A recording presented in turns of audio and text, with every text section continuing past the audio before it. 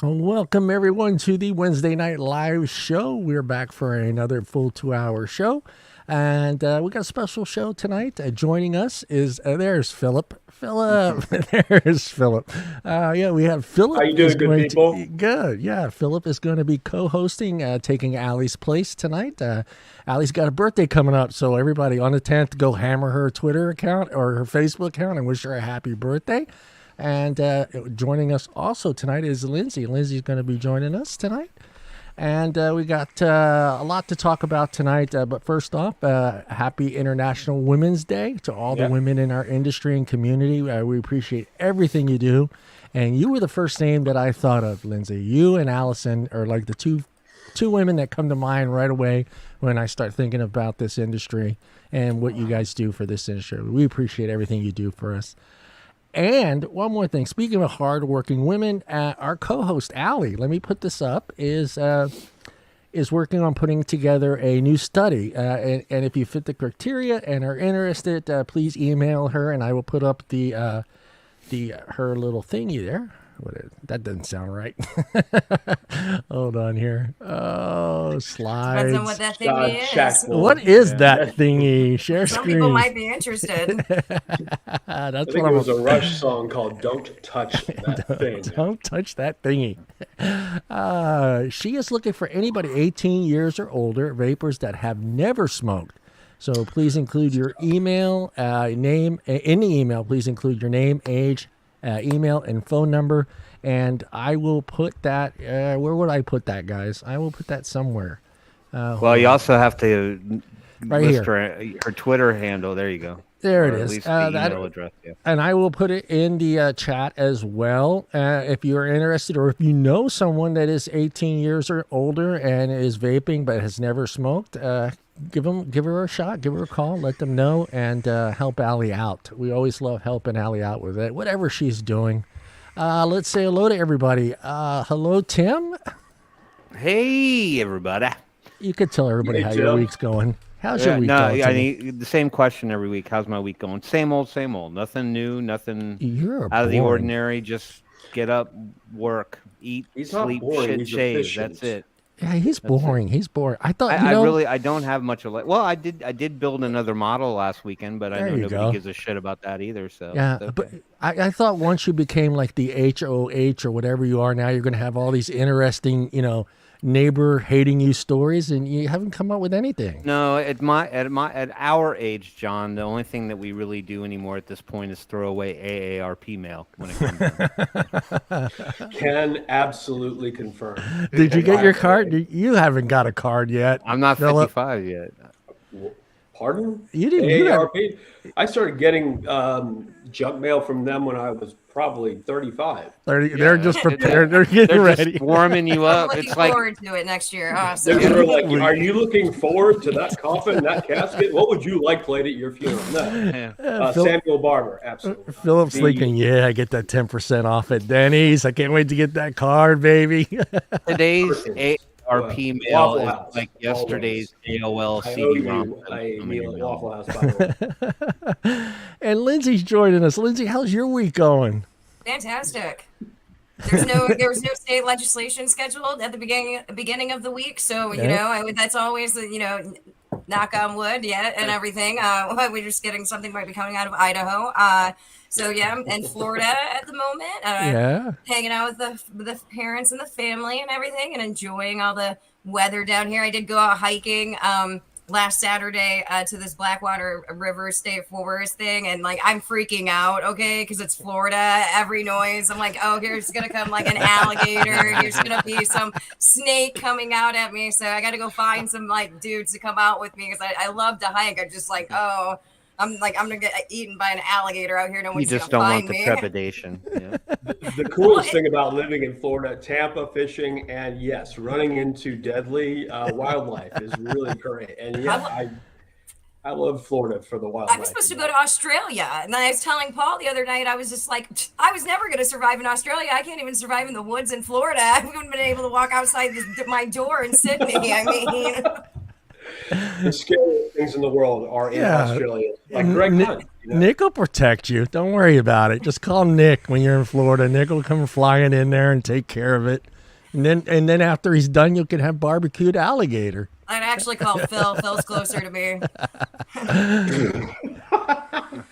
I am absolutely here for you and anytime. Yeah. There are a lot of dangerous things in Florida. Like, rubbish. Politicians, wildlife. Including the people. The further south you go, the more the IQ drops as far as... No, I'm kidding. The thing about Florida is there are so many beautiful things, wonderful things about living in Florida. And then there's just always that one bar where you're going to look at some guy's girlfriend that you didn't know was a girl, and somebody's going to want to kick the crap out of you. And you have no idea what just happened. Mm-hmm.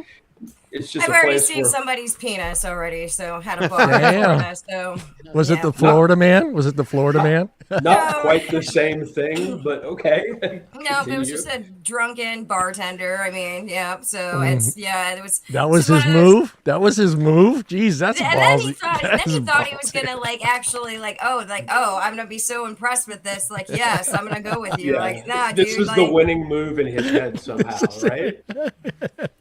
Welcome to the Sunshine State. Would you take a look at that? Maybe that was his business card. You never know. I think in Florida they call those hanging shads. Hanging shads. It was a hanging shad. It was. Well, let's find out how Philip's week. Let's find out how Phil's week's going. Phil's week is going. I'm being inundated by people who want to call me Phil, not Phillip, and there's no problem. I have no problem with Phil, but it's not my fucking name. It's very important that people know that.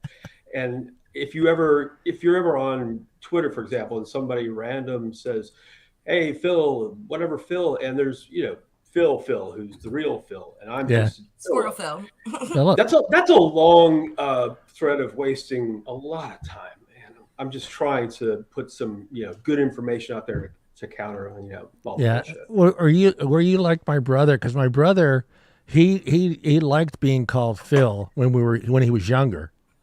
And when he got into his mid 40s, then it was like I'm Phillip. That's my name's Phillip. My sister did that. She was Katie, and now she's Catherine. But then my brother did the opposite. He was Andrew, and now he goes by Drew. I'm sorry if you're Katie and Andrew. Okay, if you were that when I was beating you up as when you were in your diapers, you're not going to change it. Listen to this woman. If that's what your parents called you, that's what you are. Yeah. Yes. I can't change. I can't. So did your when you were in trouble, what did mom call you?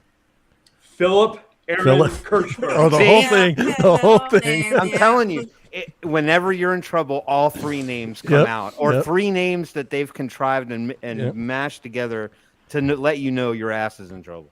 Wait until you get a blue and gold macaw that learns how to parrot your mother. Yelling up at you in the morning, get up for school. Phillip! I would get up on a Saturday. I would get up because that damn bird called my name. I wish I was making this. Hell yeah. Hell yeah. So awesome. And Mr. Paul. Mr. 250 pounds. That's what it looks like when I look at my screen so small. Paul. Yeah, he shaved. He shaved for the show. Haircut, shaved, Yeah. What are you selling? Exactly. Who's the girl? What are you selling, or who's the girl? Yeah. No, none of the above. Big Tobacco approach you too now? Here we go. No, he would be wearing a suit if one of the tobacco companies approached him. He'd be suited up. Or if I don't know. Some of them are not as corporate as you think they are, especially in the international. When you get out of the United States, you're a lot cooler. I've heard this. I'm looking forward to at some point meeting someone from both sides of this debate and figuring out who's the most fun to have a beer with. And I have a feeling I already know. Go ahead. Do you think somebody in the FDA would sit down and have a beer with you? I do. You do? Oh, mm-hmm. Oh wow. I actually think that I'm pretty persuasive when I have to. Yeah. Well, with Brian King, actually, I mean, when they did that, I'm friends with him on LinkedIn, actually. Like, he accepted my LinkedIn, and And I've even shared my articles where I'm kind of talking crap about him. But with the AVM thing, the only thing I said on Twitter about him was like, wow, Brian, it looks like you aged overnight like the presidents. I mean, and it did. I mean, he looks like an adult now. And you're a big boy now. But I didn't want to antagonize him. And I can say, like, I did just meet with with an FDA, former FDA person and everything. And, they did talk about yelling is not going to do anything.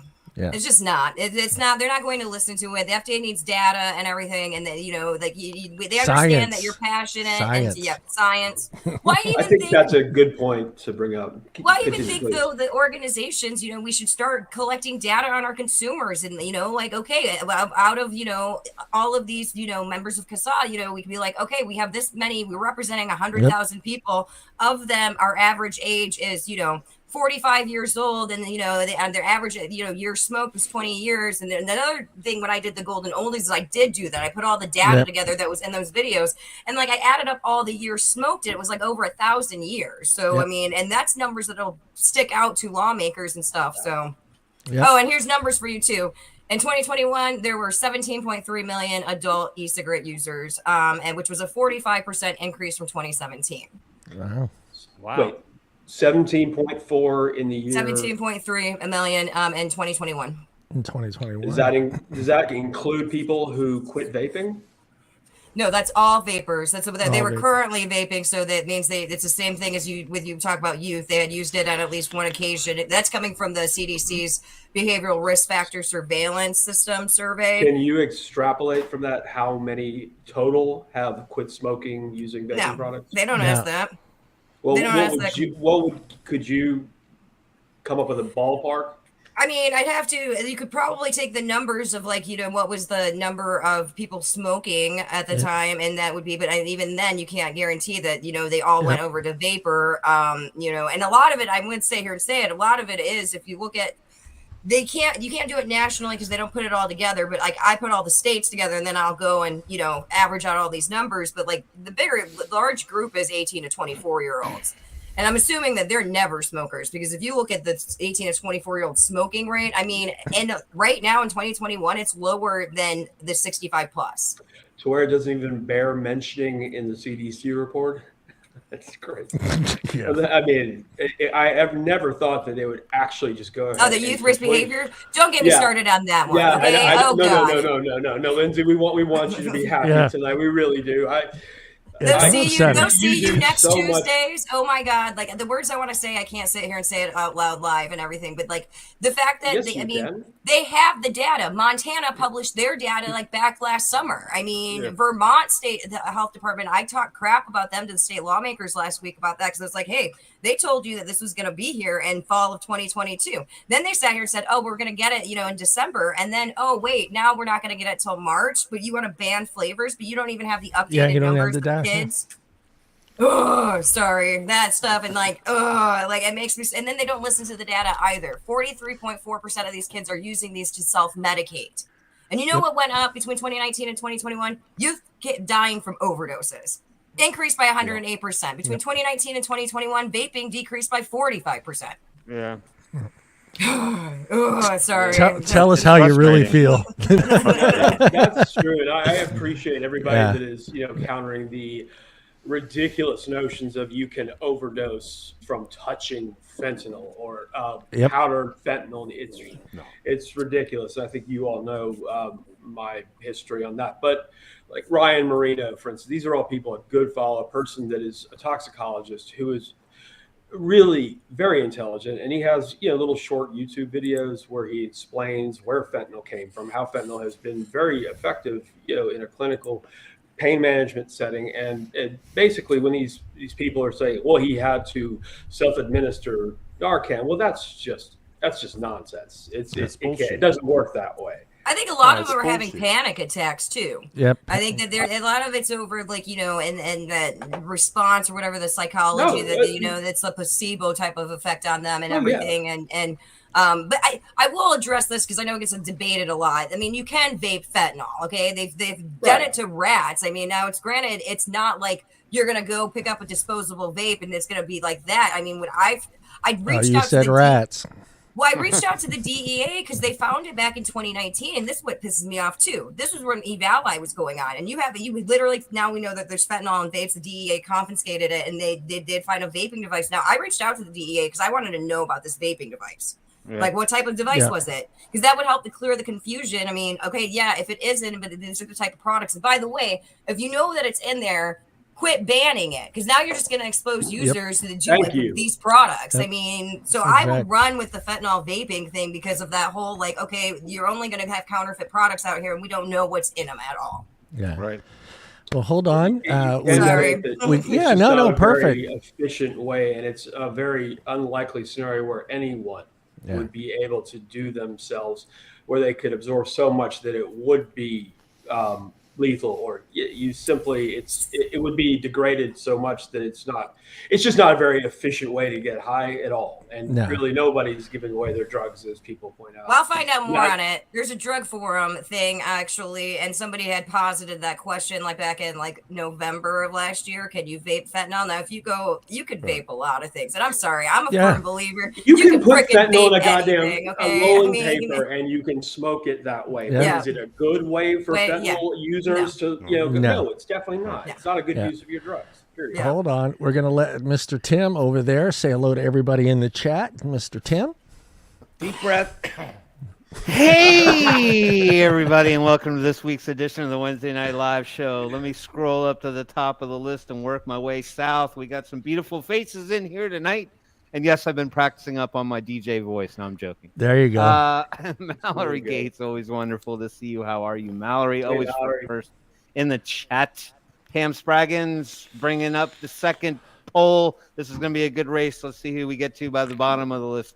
I can't talk about myself or Paul. Morgan, what's up, Morgan? Great to see you here. Tom Morowitz, good to see you, sir. Addie Tooney. I love that name, Addie Tooney. It just rolls off the tongue. It does. Addie Tooney. Is that an L or an I? Troop Wall, WOL, Troop Wall. Did I get that right? It's an L, I believe. Yeah, so Trip Wall. I don't know. My mom's a teacher for 40 years, and she's probably going to call. Look, see, there she is calling right now to tell me how my son. Poorly I'm pronouncing this name. Who knows? Sounds like my old man's phone. It went off 5 times. Hold on, is that a rotary phone? Yeah, that's my iPhone. Well, that's what he's trying to emulate, apparently. That thing that people don't remember what it is. Nick Orlando, good to see you, sir. How are you? Michael Redfern, absolutely. Great to see you here in the chat. Let's keep going. I think I got everybody. Bruni Saint in the house. What's up, Bruni? Good to see you, sir. And let's see. The Facebook user is Cloud Queen and Eric Mutney. Good to see you, Cloud Queen. And who? Eric. Eric, just Eric. Yeah, Eric. Good to be glad you can make it, Eric. Good to see you here. And I think that's everybody. That's it. All right. That's Welcome everybody. To the show. So real quick, Lindsey, I want to talk about the interview with Dr. King last week. I want to hear your thoughts, how you thought it went, and let's.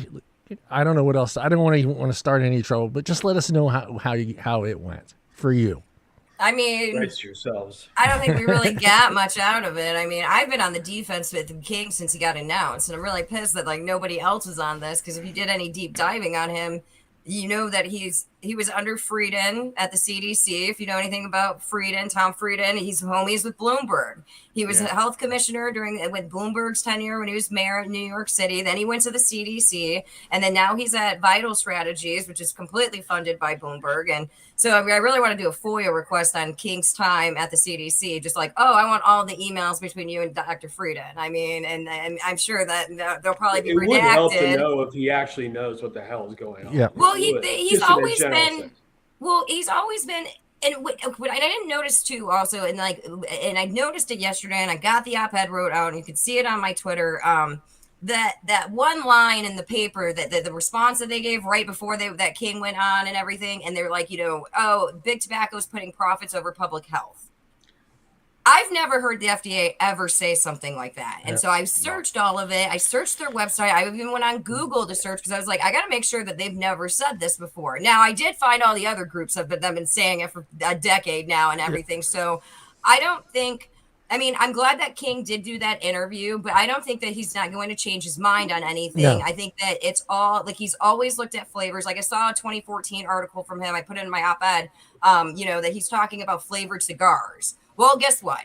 1.9% of kids use flavored cigars back in 2021, and that's despite a bunch of freaking flavored ones. So I don't, and so I'm not hopeful. I mean, they still are, they are still hiding behind the children.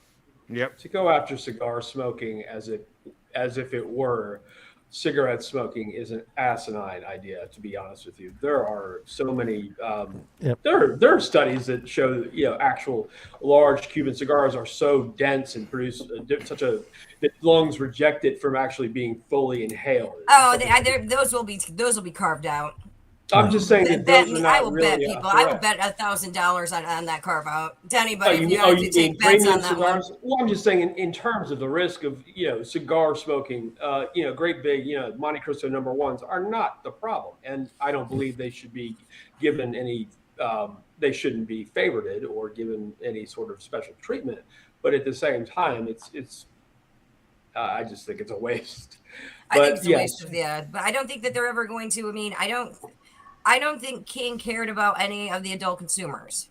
I mean, I think that he's I think Bloomberg, he's got the same mentality as Bloomberg, this paternalistic nanny state. I know what's best for you. You don't know what you're talking about.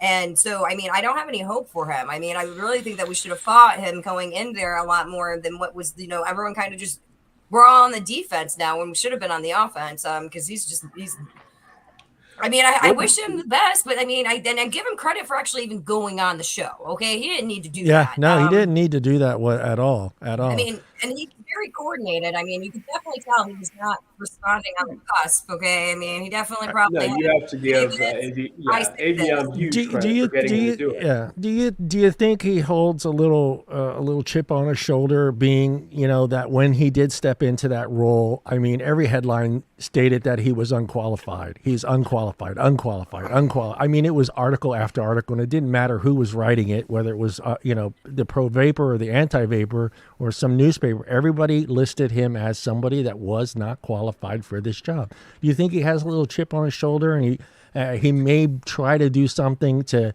get his his name out there, and that's what I'm worried about. That's the thing I'm worried about the most. He's got a lot to deal with too. I mean, I don't know who the hell in their right mind would sign up for that job. Okay, I mean, I know you're between a rock and a hard place. You are not going to appease anybody, and stuff. Anybody who could do that job is going to be going somewhere else, and getting paid a lot more to do something. Not working 20-hour, days and stuff, and so, but I think we've seen what they're paying consultants these days. I think that he is eager. If you think about it, though, he is eager, and if you got to look at it from a career perspective, I mean, for him, it is way to go, him. I mean, you started out at a low level at the CDC, and now you're running the Center for Tobacco Products at the FDA. As far as his qualifications go, I mean, that's all he worked at on the CDC was tobacco products. So I don't know a lot more other people who would be a little bit more qualified than him. Yeah. I mean, granted, he did it through a prohibition kind of, framework and how he looks at everything, but still he's done a bunch of studies and all this data. I mean, I've used his stuff for my own research reports, and I've actually seen him change his tune. He doesn't talk about menthol in kids anymore. Talks about menthol and black people, because that's because I wrote a report on it, because there's no correlation between increased menthol sales and increased kid smoking. Right. And I used his own data to get to that conclusion, because big tobacco wouldn't give me the data. So I think his own data that has been shown to be flawed, has that ever been updated? No. Nothing. No. Here's something that does give me it concerns me a little. I think that his involvement with the coining the lung illness evaluate, do you believe that he has actually, I am almost certain that to an extent he wants to protect that. He's not going to say we were wrong, certainly not now, and he's not going to be doing anything to tarnish his legacy at the CDC. I don't know if he was personally the one to come up with that. I've got a quote. Nope. I got a quote from Dr. Brian King on the lung injuries, and he did help with the confusion on there. Let me find it. Because it's But was he the one who actually The journalist is literally like, "Oh, what is the role of THC on it?" And he circumvents the freaking question. Yeah. Of course.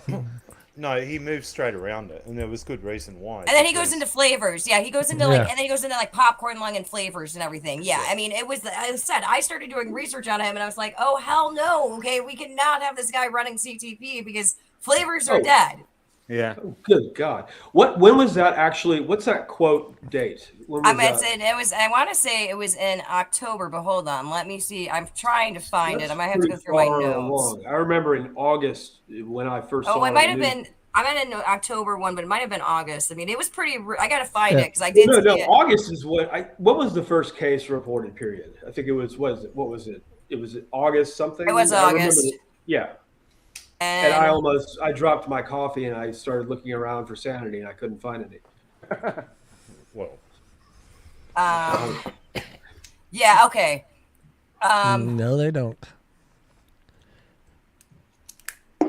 Yeah. Where is it at? THC. Where is it at? I can't find it. Yeah. If you guys can talk, it's gonna take me a minute to find it.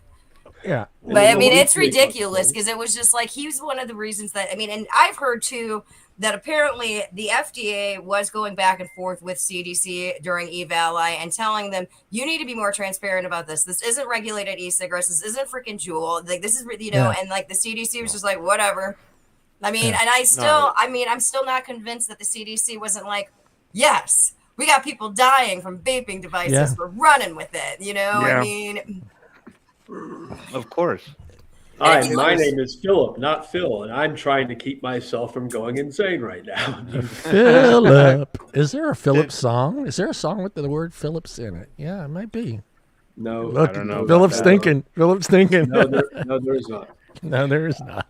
What I'm afraid of is him being very protective of his career, and one of his great career failures is to alert people that the danger was not in nicotine vapes. It was in states where cannabis and marijuana is illegal, and that's what was happening. Obviously, for people that know anything about vapes, it's just it's been around for quite a long time, and no one's going to be spiking it with vitamin E. It doesn't work. Right. So that being said, and with the Leafly article that was absolutely on point right as that was happening, I believe that he's very cognizant and very self-conscious of that era at the CDC. And that's why I was baffled when he was appointed because, well, his most public achievement was misnaming the lung illness that was nothing to do with nicotine vapes. And that's not exactly something you want to throw on your resume and nothing you want to admit when you're the director of the CTP. Right. Well, he did get the job he wanted. Well, there's always that. No, he was placed there, and I've got a new. He's a pawn. He's a pawn. No, I've got a new name for King. I call him Ming the Merciless because no, for good reason. He had his data sets when he was back in his old job. Okay, he held his tongue very, very well when it came to Avali and what was going on and who was to blame. And there was reason behind it. He was told not to say boo, let the CDC do what they want to do, say what they want to say for a period of time. After that Leafy article came out, but we knew that there was something else going on. Yeah, correct. Yep. So, well, it was Rolling Stone, then Leafy, or around the same time. They both did the same thing. Hey, I wrote in August 2019 that it was dank vapes, okay? Because I've seen dank vapes. I saw dank vapes. Yeah. I saw a bunch of dank vapes in April of 2019, and I told the person, I was like, these are fake. And they're like, what? Yeah. No, they're from Cali. And I was like, nah, dude. They're not from Cali. Dank was from some dude's basement, okay? In Wisconsin, of all places, right? And I was in Illinois then. I did find the quote though, guys. So NPR is like, hey, people vaping using nicotine, and Dr. King, if I heard you, that this could have been happening all along. She's like, you mentioned there was multiple constituents that cause lung injuries. If you could name one or two, and he's like, so there's a variety of harmful ingredients, including things like ultrafine particulates, heavy metals like lead and cancer causing, and flavorings used to give it a buttery flavor. August 2019, Center for Disease Control and Prevention is telling us that. And butter. Douchebags.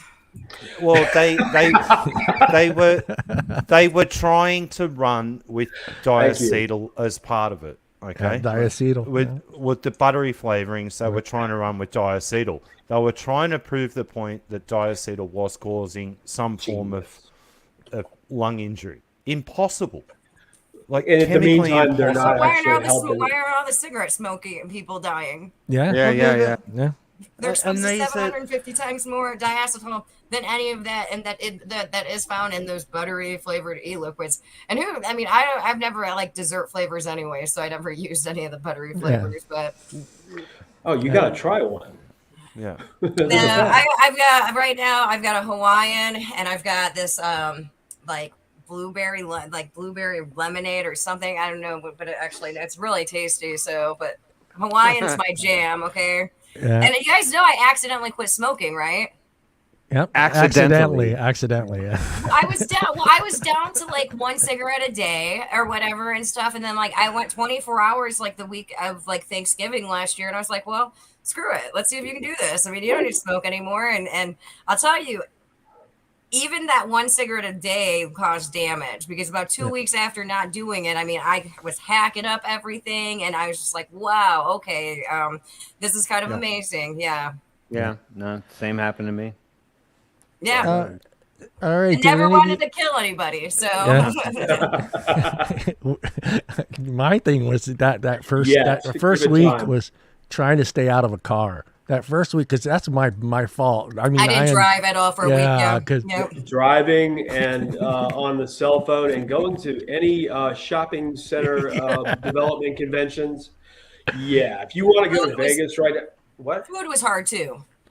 Yeah, after eating it, we can get after doing that other thing too. Yeah. Well, did any of you guys get and back to Brian King, though? One good thing that came out of it, and I get to use it now in all of my testimony, there is no youth vaping epidemic. Wow, you watched it in Hawaii, but Brian. It'll never be a zero. It'll never be zero. If nothing else, that interview was worth just that. That was totally worth it. I dropped it in my Vermont testimony. I was like, this is all about the supposed youth vaping epidemic, and I actually do address too, because I've always hated using that term epidemic. But it was correct to use when you saw how quickly vaping did increase. Right. It is an epidemiological term. There is an actual, I think, definition. And people throw it around like it's just, it's an epidemic. Well, there is a way. I think it's a certain. Sorry, I think it's just what. I would look it up. But anyway, he's when he said, I know what an epidemic is, I'm an epidemiologist. I thought that was pretty funny. So, yes, you're right. It was technically an epidemic between a certain period of time. And now it's most 2017, 2019, Right. And now it is anything but. Right. I got quoted in the Hawaii newspaper. That was my quote. Actually, they used that quote for my testimony. There is no youth vaping epidemic. You're such a badass. I love that. Yeah. Hey, dude, I'm living out of a suitcase right now, so don't come at me, CTFK. Don't come at me. Yeah. You live out of a suitcase long enough. If you stop living out of that suitcase, you'll miss that damn suitcase. You'll miss it. Yeah, being on the road. FDA proposes new requirements for tobacco product manufacturing practices. Did everybody get a chance to read that article? Thanks to Paul. Paul shared that article today with me. Lindsay, did you get a chance to look at that article? I saw what they were doing. I looked over the actual press release. It's a little bit too late. Why are you doing this? How many years after PMTAs was freaking due? Do you think this has a little bit to do with his little interview with AVM and getting a little bit of backlash? No, I think they were doing this. I think they were planning on this for a while. I think this is just honestly because they're getting a lot of backlash because they still. you still have all these disposable products that are out there that they have done nothing on, and they can't do anything on it. I mean, they really, with FDA doesn't have an army to come down to every C-store and yank your products out and everything. So I think it's just them. I think it's smoke and mirrors. Look at us while we're doing something, but not paying attention to what we're supposed to be doing. I mean, they delayed. They just upped the delay for the authorization for the pending PMTAs, because you still have at least 100,000 products that are out there that are in the regulatory limbo, is what I call it, that they haven't had an authorization in order, but they also haven't gotten a denial. Right. And now in Per King, though, what he sat there and said, technically all these products are illegal. Okay, so who's enforcing this at this point, though? Yeah. And it also, can't you sue them? Like, can't these companies sue them for not, because it's them making their products illegal? I mean, can't you go after them for racketeering? I mean, seriously. I mean, you're the ones who put in all these things in here and everything. Now you just turned me into a criminal. Right. Well, this is where a good someone who knows the history of the drug war would come in really handy, for him to speak with someone about that. Because if you go ahead and if you suddenly make all these products illegal, here's what's going to happen. Yep. Well, I was talking to somebody. I mean, blame Donald Trump for Elf Bar. I mean, Jesus, and that one. And I'm working on an op-ed on that one because I know I can probably get it published in a liberal place and stuff, and be like, "Way to go, Trump! You made China win the THR war." Yeah. There are so many different ways in which that. I can't speak. No, granted, I've seen some disgusting disposables. Like, I was out at my brother's show out here, and I was outside, and these people had this the milkshake looking disposable that's got straw on it and everything. And we talked about those. I've been doing some research on disposables lately, and I was in San Diego a month ago, and I didn't get a counterfeit, but what I got was a B stock Flume Pebble. It was an peach icy, and I opened it up, and I tried this disposable before, and I opened it up and baked it, and I thought immediately something is amiss. The flavor was almost non-present, and it tasted like nothing. It tasted like shit. So I went to the authorization code, and guess what? Boom! It's already been authorized. So it's number 2 here. So I'm asking. No. I guess what I'm assuming and speculating is that these companies do anything like Samsung 18650s. They become rewrapped, B stock elsewhere when they don't pass, whatever their quality control tests. Anyhow, I believe this would have to be something that was made by the company and then sold to a third party because it didn't pass their quality control. I don't know.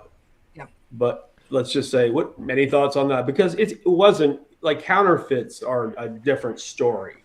Well, we're talking about lookalikes and maybe just, I still think that one's a counterfeit one, and they just took the number off of the legit one because they were too lazy. I mean, at least I like the companies that at least make the fake website, I mean, I'll give them credit on that one. I mean, so you think that the fact that it did take you to the Flume site and it had been authorized once before, you think that they could actually really? They just got an authorization code because everyone wants those now and everything, and so they're like, we know this one works. It'll take you somewhere. Don't you think it would be more lucrative for these companies? I mean, they must have some that they don't want. But do you think? But do you think the average vapor is actually scanning that code? Do you think they're? I mean, Phillip's doing it because his knowledge of he knew something was wrong. I'm trying to figure out. I just avoid disposables, and I don't need to have that problem. Yeah. Well, I'm thinking most of them are just going to continue vaping it, even though it just tastes like shit. Well, after watching the Chinese video, which by the way, I did share it on my LinkedIn, so Brian King did sit there and see that one.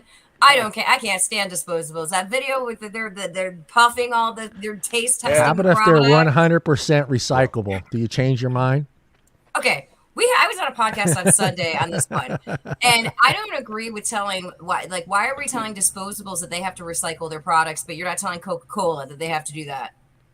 there's a lot more people who drink Coke in the world than use vapor products. Okay, I will bet that and stuff. We're not forcing other companies, but because it's right. I see where you're vaping, going with that. I mean, and now, granted, I don't like the disposables. I don't like the, because they are a little bit. They But make cigarette butts more environmentally friendly. But Coca-Cola gets out of that for the fact that there is a recycling fee.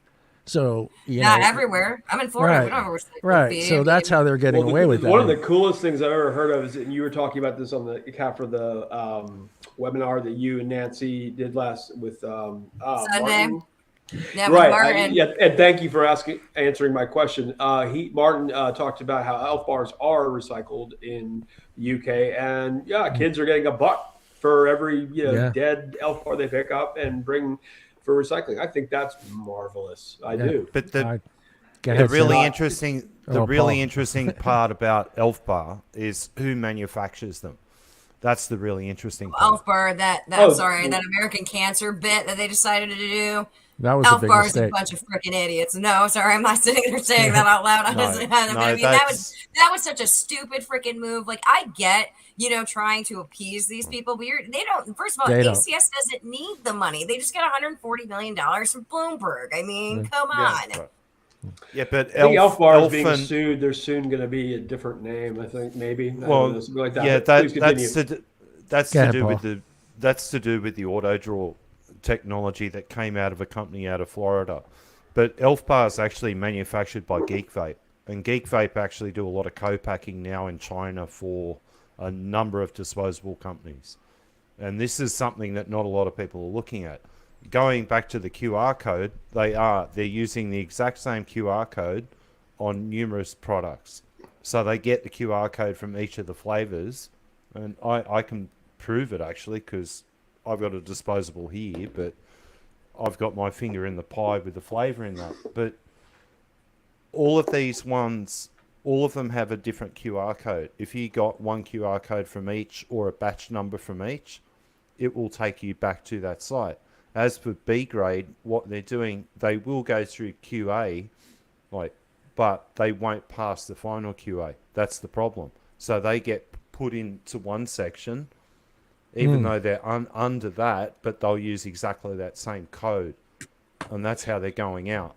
So, Paul, do you think the one that I got while I was in California, do you think that flume was probably a B stock, or do you think it was a fake?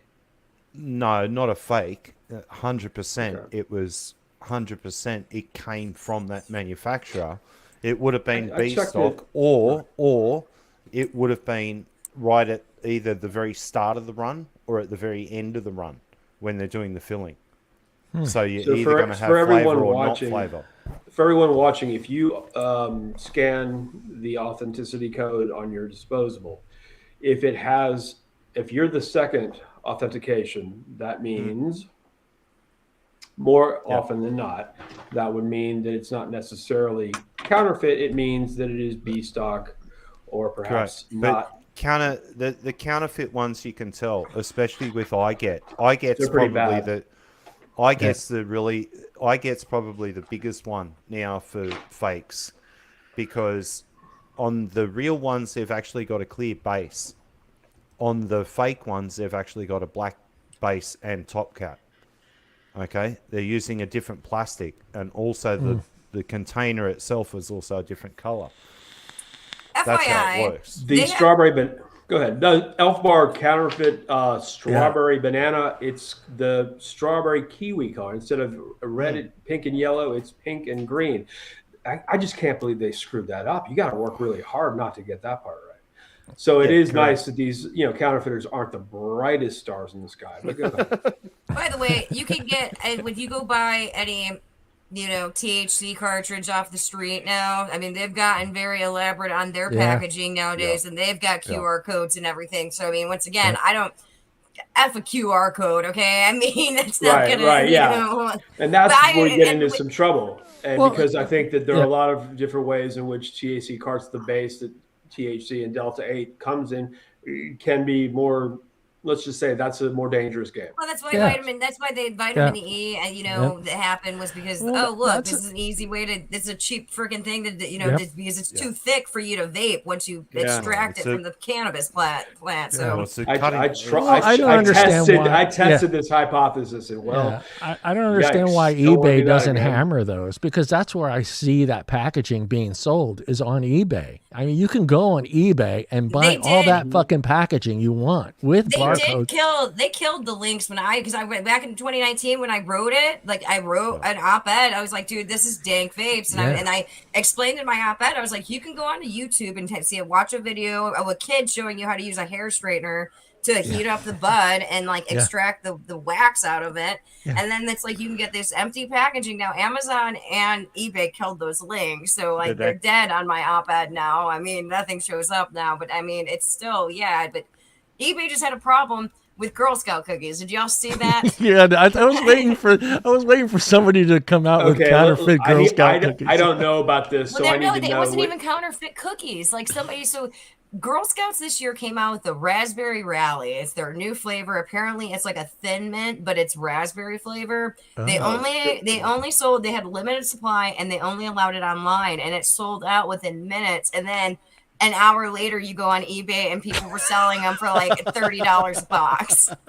What are the ones that are the shortbread? Like the really good ones. The shortbreads. It depends on where you live. They call them different things. Yeah.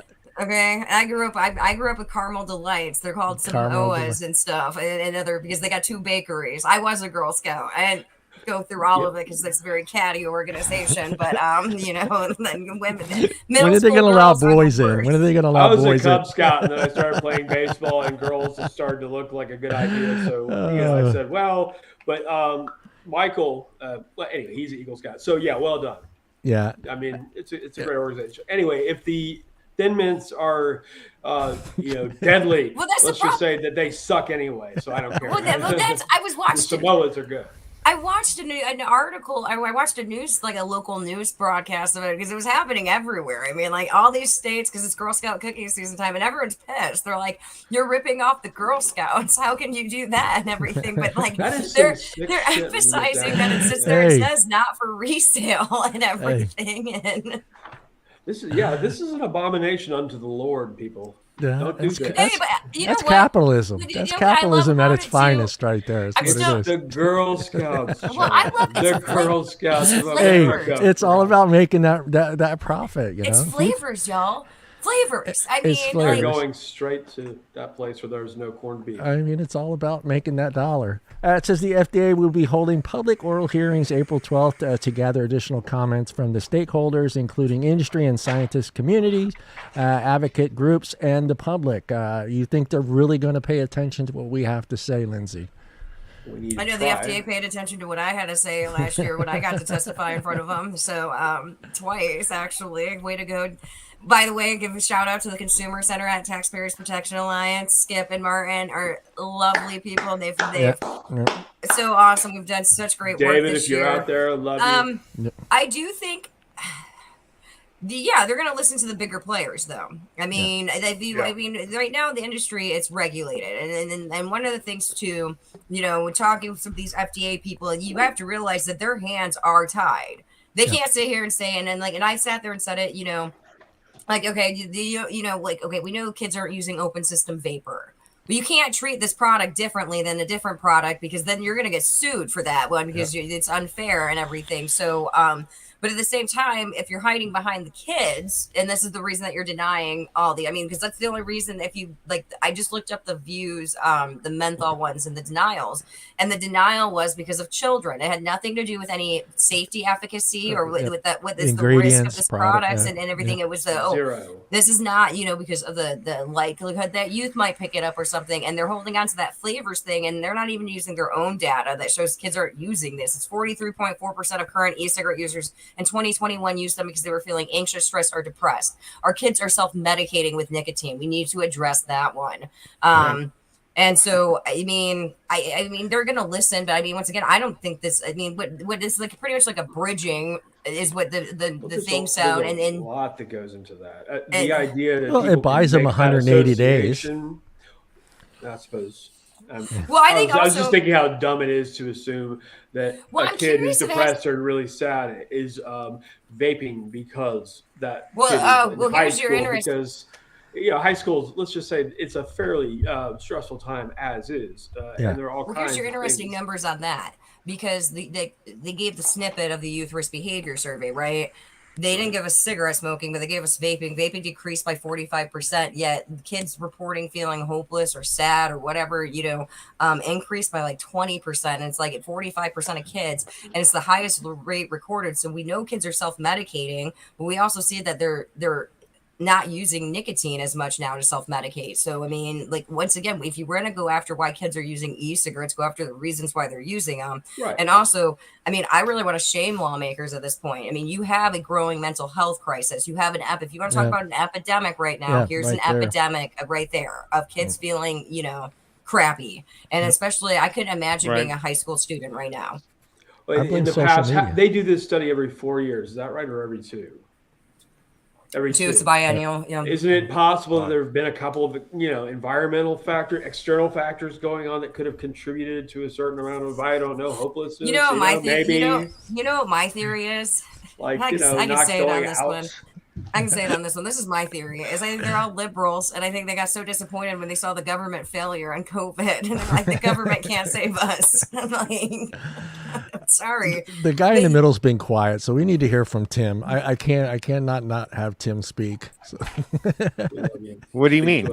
You have a question for Lindsey? It bothers me if you don't say anything, so I have to have you say something.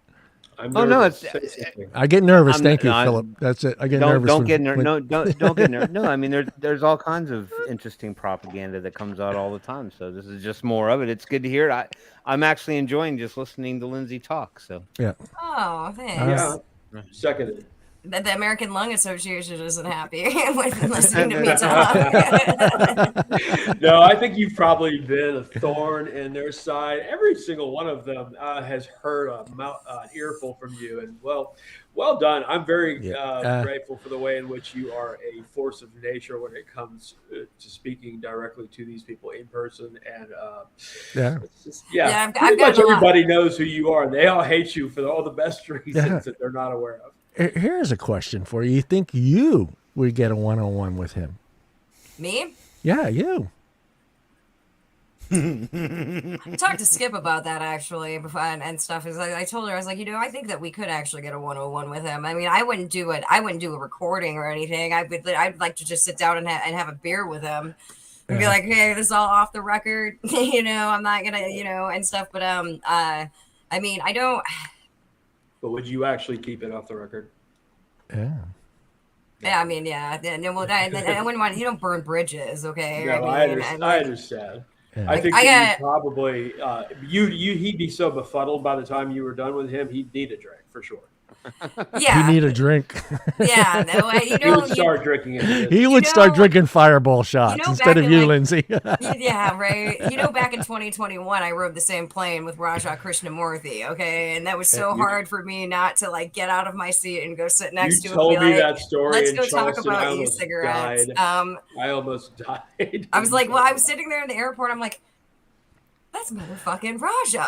And then I get onto my plane and I'm like, he's on the freaking plane now. And to Raja's credit, he flies in coach.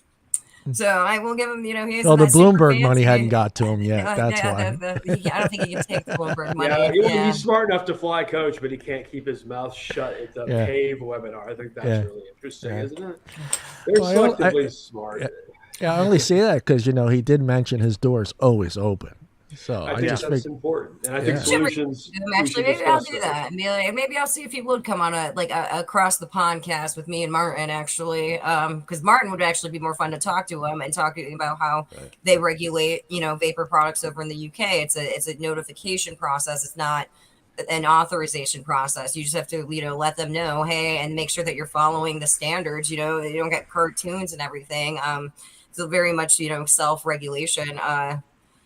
But I mean, he's good to listen to. There's a lot of things that I think Brian King has a disdain for people who smoke. And I have this theory with Bloomberg and because especially if you look at what they're doing with the opioids and stuff, he wants to just make criminals out of people. and keep them staying criminals and everything. I mean, when you, especially like, he's with the opioid stuff, he's like promoting, getting rid of, sentencing you for murdering somebody if you sell somebody a drug and they die. And I'm sorry, and I'm sorry, you should be treated like it'd be no different if you got in your car drunk and killed somebody. Yeah, you didn't willingly do it and stuff, but we do punish you because your decision made that happen. So he's for that. And then when you look at the these bans and everything, so you're turning people into what's a legal business is now an illegal business. And I just think it's ridiculous. I think he just wants to keep the poor. I think Michael Bloomberg hates poor people. Yeah. I actually think you might be right. I think he also cannot possibly lose a battle that he's waging. Let's just say no matter how the battle changes and how the whatever happens, he needs to finish whatever he's doing and he needs to get what he wants, no matter how what he wants has changed. So I can tell you too about Bloomberg because I do other stuff than besides just vaping and tobacco. I don't actually think he knows that much about vaping versus tobacco. He thinks it's all the same. Basically. Well, he was smart. Like, so if you look, so he did the coal. Bloomberg was responsible for shutting down all the coal factories. Okay, but now he gave what he did is he seeded the Sierra Club, and they're the ones who did it. If you look at his stuff on tobacco, he's smart on doing that. That he's funding all the Oregon orgs and PAVE and groups like that. But then he did the Beyond, like whatever the campaign that he was his 2020 campaign. Then he tried to do it himself, and like it kind of just fizzled out. And so now, he's going after petrochemicals now, so plastics and everything. And he's actually learned his lesson. So what you're seeing is that he's seeding a bunch of like smaller things, and with his ego, he can't stand that he doesn't get the glory and all this stuff. I mean, that's the one thing I would sit here and say, like, good for you, Bloomberg. You are so tainted that, you can't actually come in and do all this. You actually have to fund other people to do your bidding. All right. There's Michael Siegel, the rest of the story, tobacco, alcohol, this why are anti-smoking groups and agencies lying to the public about e-cigarettes, a political history explanation. It was from September of 2015. Talking about how tobacco control groups, had they invented vaping, this would have been embraced. And one of the things that I often believe is overlooked is how, number one, people enjoy this, but number two, this emulates a behavior that they despise. This looks like smoking. And it's so simple, it's easy to just dismiss that, but I still believe that has a great deal to do with it. I do. I think it's big pharma too. I mean, everyone gives crap to big tobacco, but if you go look at the U.S., big tobacco is like a toddler on that regulatory playing field, okay? And big pharma is like the old guys smoking the cigars. I mean, they literally have the FDA in their freaking pocket. I mean, like big, as we just saw what Caleb sat there and said, like, oh, big tobacco puts profits over public health. The FDA just looks down at big tobacco with disdain. At least this current FDA is doing that. So, I think it's all big pharma. I think that's really the big push on that one, especially because the NRT products were the only ones that were approved for, cessation. And they're like, what the hell is this? The Proposition 31, the donors, supporters of Proposition 31, you had Bloomberg with like 48 million. And the next highest was Kaiser Permanente with like $1 million. I'm like, you cheapskates, right? Well, and I love what CTFK sat there and said on their press release lauding it. They're like, oh, big tobacco got put in their place and something. It's like, yeah, because they were talking about how they spent all this money, and it's like, dude, Michael Bloomberg spent the most money on this one. Yeah. Like, and they spent like $2 million on the no thing. I mean, they spent a lot of money on other things, but they were smart about how they spent their money. Not that smart. He just needs to get what he wants, and Matt's there to say, hey, here's how we get it, and well, there's that. But there are a lot of ideological. There are so many different ways in how we've gotten here. Please read Jacob Greer's book, The Rediscovery of Tobacco. But anyway, where we are now is sort of daunting if you think about it in terms of the past and how we've gotten here. So maybe let's talk about what's the way forward, Emmett? Well, adult consumers need to be active and they need to be, represented. I know with this 50 state analyses, I will be talking about adult e-cigarette use because finally the CDC gave us updated data.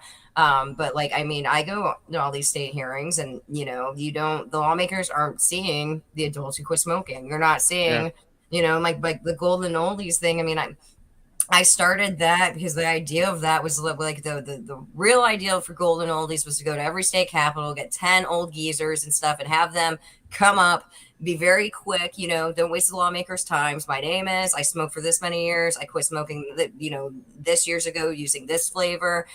Wave your vaping device and move on. Next person up and everything. And I think, and I talked to lawmakers about that who told me that, that would actually be very influential on there because especially if you're that dumb kid that's like stumbling through their speech and then they have to be like, oh, what a great job. When they're all thinking like, you suck, kid. I mean,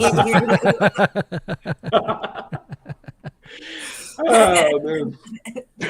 sorry. I mean, and then if you've ever noticed me in my testimony too, I try to go. Old people don't like to be taught new tricks by young people. It's just a fact. they don't. And no one more so than a prohibitionist person who's just making crap up and being called out on it by you, Lindsey. God bless you. They hate it much more. Well, I don't take it. Also, if you notice in my testimony, they never tell me to, stop. I plan my testimony out to make sure that I do not go over time. I'm a guest in your place right now. I'm coming from DC or whatever and stuff. I'm happy to just be here and everything. So I will never go over. I try to respect them. Yelling at the lawmakers doesn't get you anywhere. I mean, even with your rate of speech would never give that away. Yeah. Just mentioning that. You can deliver more facts in 60 seconds than anybody I know, and you can actually do it. Have you seen my written testimony? My written testimony is like 20 freaking pages long. Okay, I wish I could just sit there the whole hearing and just read it all to them. But me and CTFK are literally like, oh, who can have the longest testimony? Who's chucking clouds? Mr. Nick. Mr. But I think that it's important. And by the way, you mentioned Skip earlier. There's another hero of mine. Gosh, there's so many ways in which I truly admire Skip Marie, and I think she's done a great deal, not only to moderate and make advocates a little bit more aware that there is a counter opinion out there and how to communicate more effectively. And there's just listen to what Skip is saying out there. She's not saying, she's not saying, stop advocating with a great deal of, don't stop. How shall I say this? Don't stop advocating. You say, look for places where you agree as opposed to solutions. Yes. Your common ground. And that doesn't mean giving whatever it is sell out and everything. I'm losing my mind here because I can't think of the word. Anyway, look for places or points on which you agree as opposed to everything that you will not ever agree on. And work on compromise. I mean, and honestly, I think if the vaping community like stood up a little bit more and was more united and went after these organizations, been like, we understand you want to ban these.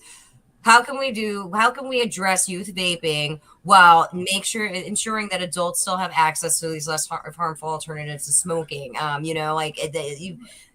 have to appeal to them. I mean, it doesn't mean conceding anything. It simply means good customer service is what it means. I mean, and we just don't want to be just barking dogs. It's important that we think about that, on social media as well as anywhere else. And it's just.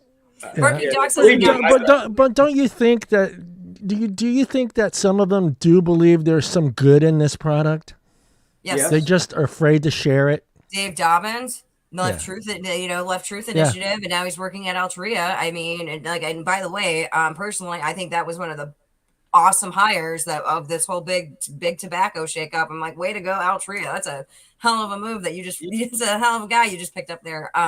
You kind of have to give it up for them. And, Alex too, let's say that these are people that I do, admire for that. Well, I will say it here because I don't care. Because I've been sitting here saying to everybody, you are now watching what I'm assuming right now with all these hires and everything that's going on. You are now watching the big tobacco companies compete with each other to be the first company that their product portfolio consists of more non-combusted products than combusted products. Yeah. The one company wants to be the first one to be like, oh, well, 51% of our products are alternatives to cigarettes. But what I want to know, because you know me, I'm a data person and everything. Okay, that's great. That's the number of units you're selling, but what is your revenue? What's that breakdown? Yeah. Right. And then is that the same way? I mean, you want to talk in terms of the number of products you offer versus what you're selling versus what you're making money people are off buying, of. right? What you were profiting off of, because you're What's the putting profit profits margin over. on that? Yeah. Well, let's. Yeah, go ahead, Tim. No, I was just going to Good comment point. and say that I think that that's a very good point that was made regarding the big tobacco companies. And then you read that stuff like, and I get it. I understand people might have a lot more doubts or be skeptical about it. But, you know, when PMI came out and kind of made their big statement about turning towards harm reduction and stuff like that and trying to become this company that focuses on something better than cigarettes, which they sell something they know is bad for people. But yeah, now we're going to see all the big tobacco companies all vying for that jockey, that positioning. To do it. Yeah. Well, they have to do it. And a lot of people might, like, I'm going on dating and everything, so can you imagine telling people my job? Okay. Right. That's a lot of fun, but I have to explain it to them. And like, I was like, a lot of people think that big tobacco invented vaping. And I always tell the vapors, I was like, you guys need to be proud. You forced big tobacco to change their product category. Yep. I talked to one of the big tobacco companies back in like 2018 or something, and I was like, y'all thought this was a gimmick? And they're like, yeah, we did. And I was like, they thought it was a fad. They thought it was a fad. They thought it was the pet rocks of something. And even if you do the numbers, 2006, 2007, e-cigarettes hit U.S. market. It wasn't until 2011 that Lorillard bought Blue. I mean, and Lorillard itself was a smaller tobacco company. It wasn't British American Tobacco or Phillip Morris or anything and stuff. So I mean. And I would give Lorillard, because Lorillard was the first company to be like, oh shit, like this is going to revolutionize it. And I think it's amazing. I think the vapors need to be proud of themselves that you literally forced some companies to change stuff. Even before that, I think Logic, was it JTI who made Logic? Yeah. Okay, the first one. Okay, my first vape was a totally wicked, just a Tornado T, Joytech, whatever product. Anyhow, the first over-the-counter, I remember when a lot of e-liquids like Alien e-visions were taken off the shelf, and suddenly I'm like, holy shit, what am I going to put in my vape? So I was looking for something like a Cigalike, and the only one that ever actually was satisfying was the Logic Platinum, which was 2.4 whatever, 24 milligrams of real, no bullshit, Nick, and it was actually a proper throat hit. And that, even though Blue was more popular, I actually thought that the Logic delivered a more satisfying vape. Yeah. But I think that they were probably around the same time that those two were competing. Yeah. And now you're going to see them competing now. And I think you're going to also see a lot of heat, not burn technology come out too. Because I honestly, I do think the heated tobacco, and especially in America, I think that is going to be the one thing that will transition the most people off of smoking. I mean, I know when I was still smoking, I would have been off of cigarettes way quicker if I had access to, all of it. I mean, and probably, I mean, they did such a, very limited rollout. And I remember actually being in North Carolina, and I finally, like late last year or the year before, and like I saw a C-store that had IQOS at it, and I was like, wow, this is amazing, but it's only going to be here for like a month because they just lost their patent thing. And I mean, way to go, free market, though. You didn't need the FDA. So the patent is all that whole that legal BS is over with, right? No. Has that been resolved, or is that still going on? Yeah. And the result was that they stole the patent or whatever. So it was in BAT, because I think it's BAT versus PMI or whatever. And so like, and mind you, like BAT doesn't have an authorization order for a heated product. I think the plume is that the one that it's an e-cigarette product, I think, or whatever. I don't know what they're. I mean, so they, and I mean, you have to realize like PMI spent billions of dollars on that application. Then they spent another billions of dollars on the modified risk tobacco product authorization that they got. So it's like, and they did, I think they did a real like smart launching of it. They only launched it in like 3 freaking states, and it was very limited retailers that had it. But it's still funny. When you read the National Youth Tobacco Survey, it's like 1% of kids are using heated products. Where the hell are they getting them? I mean, there are no heated products. Where exactly can I experience an IQOS? More important, the most recent version, or at least the latest version. And the newest version. What I don't understand, I have not seen one of these things or up close, or even seen a video of it yet. So, I mean, isn't it still their tobacco? Isn't it they're still processing their tobacco? Well, it's still tobacco, and they're actually a tobacco product. I talked to, they would actually, the IQOS was subject to user fees. It's considered a cigarette product, actually. Right. So it's classified as that. But it's still them putting what they need to keep that tobacco fresh and on the shelves for a long period of time. I mean, that's what's all the ingredients that are in a cigarette are to keep them fresh and long for a long time on shelves, but are also the same things that are killing us. I mean, if they're going to make a heat, not burn, whatever that thing is, but isn't that still their product, their tobacco, that they're still putting chemicals in to keep fresh and I don't know if they do because it's a whole different, like, it's not, you can't light one of these things up and smoke it, okay? Like it's like they have like there's like aluminum or something like and around it and everything. I mean, it's super packed. It's kind of a little bit. The first generation IQOS was a little bit like very cumbersome to use, like cleaning it out and having totally like a lot of different things. And the newest one looks like it's really they've made it very user friendly, and I'd really like to try it. But I also think that if the world made sense, they would actually have an MTRP, not it would be kind of along the same lines. But what's in PL and cigarettes don't even. What's in their tube? Go there. What's in their tube? Is it still leaf? It's still like leaf. Like a pack. It's actually more like snuff. It's more like snuff, but it's still something they have processed. It's still something tobacco. It's tobacco. So, but they are indeed dried sticks in the device. So I mean, I believe they look like a half cigarette. Yeah, they're like a little half cigarette. Mm-hmm. Yeah, I have not seen one. So I saw it in pictures. Yeah, I didn't even try to even. I've not seen the most recent iteration. Yeah, I haven't even tried to look it up because I just figured, to me, it's still a tobacco product. It's still something they're putting out there, and why should I trust them? I shouldn't trusted them, 25 years ago when I started smoking. Okay. John, there's a lot of really good research on that product. Okay, but what worries me is it's still their tobacco. What they do with that tobacco in their warehouses is what I'm concerned about. What are they putting in that tobacco to keep it fresh? What are they putting in there to keep it on store shelves for a year? All of it's all in their application. Yeah. But actually, you know what? I don't hate big tobacco. And honestly, I don't look at big tobacco like they're the enemies. I'm very much for rehabilitation, but I look at big tobacco. They've done their time. They got found guilty. They're paying for every single cigarette that's sold. They're freaking paying on it and everything. I mean, and so it's like, okay, leave them. I mean, especially with the liberals, it's like, aren't you guys the people for second chances, third chances? I mean, there's nothing more American than the second chance. I mean, and everything. It's incredible. I don't even know. They're like the pedophiles of the freaking industry of regulated products. I'll speak to.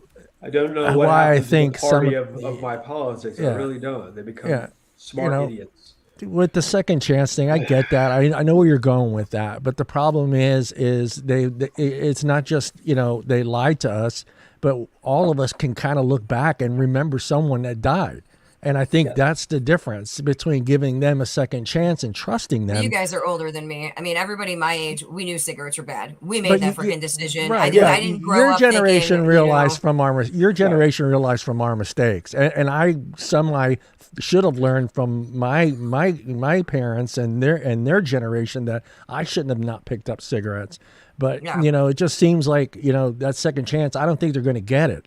And that's something I learned early on in this industry, is to see how much hate was for tobacco when they started to move in on our little territory, when they started trying to buy some e-liquid companies. And I see, who Well, would there's so think much hate for big tobacco because Right. they got caught. They got Look at all caught. the other freaking corporations that are, Right. they Yeah, still yeah, haven't they came got out caught. and Yeah. everything yet. I mean, But I'll quote Railroad Hangover. companies, I'll quote coal Hangover. companies. Come on, it's I'll quote important. the movie Hangover.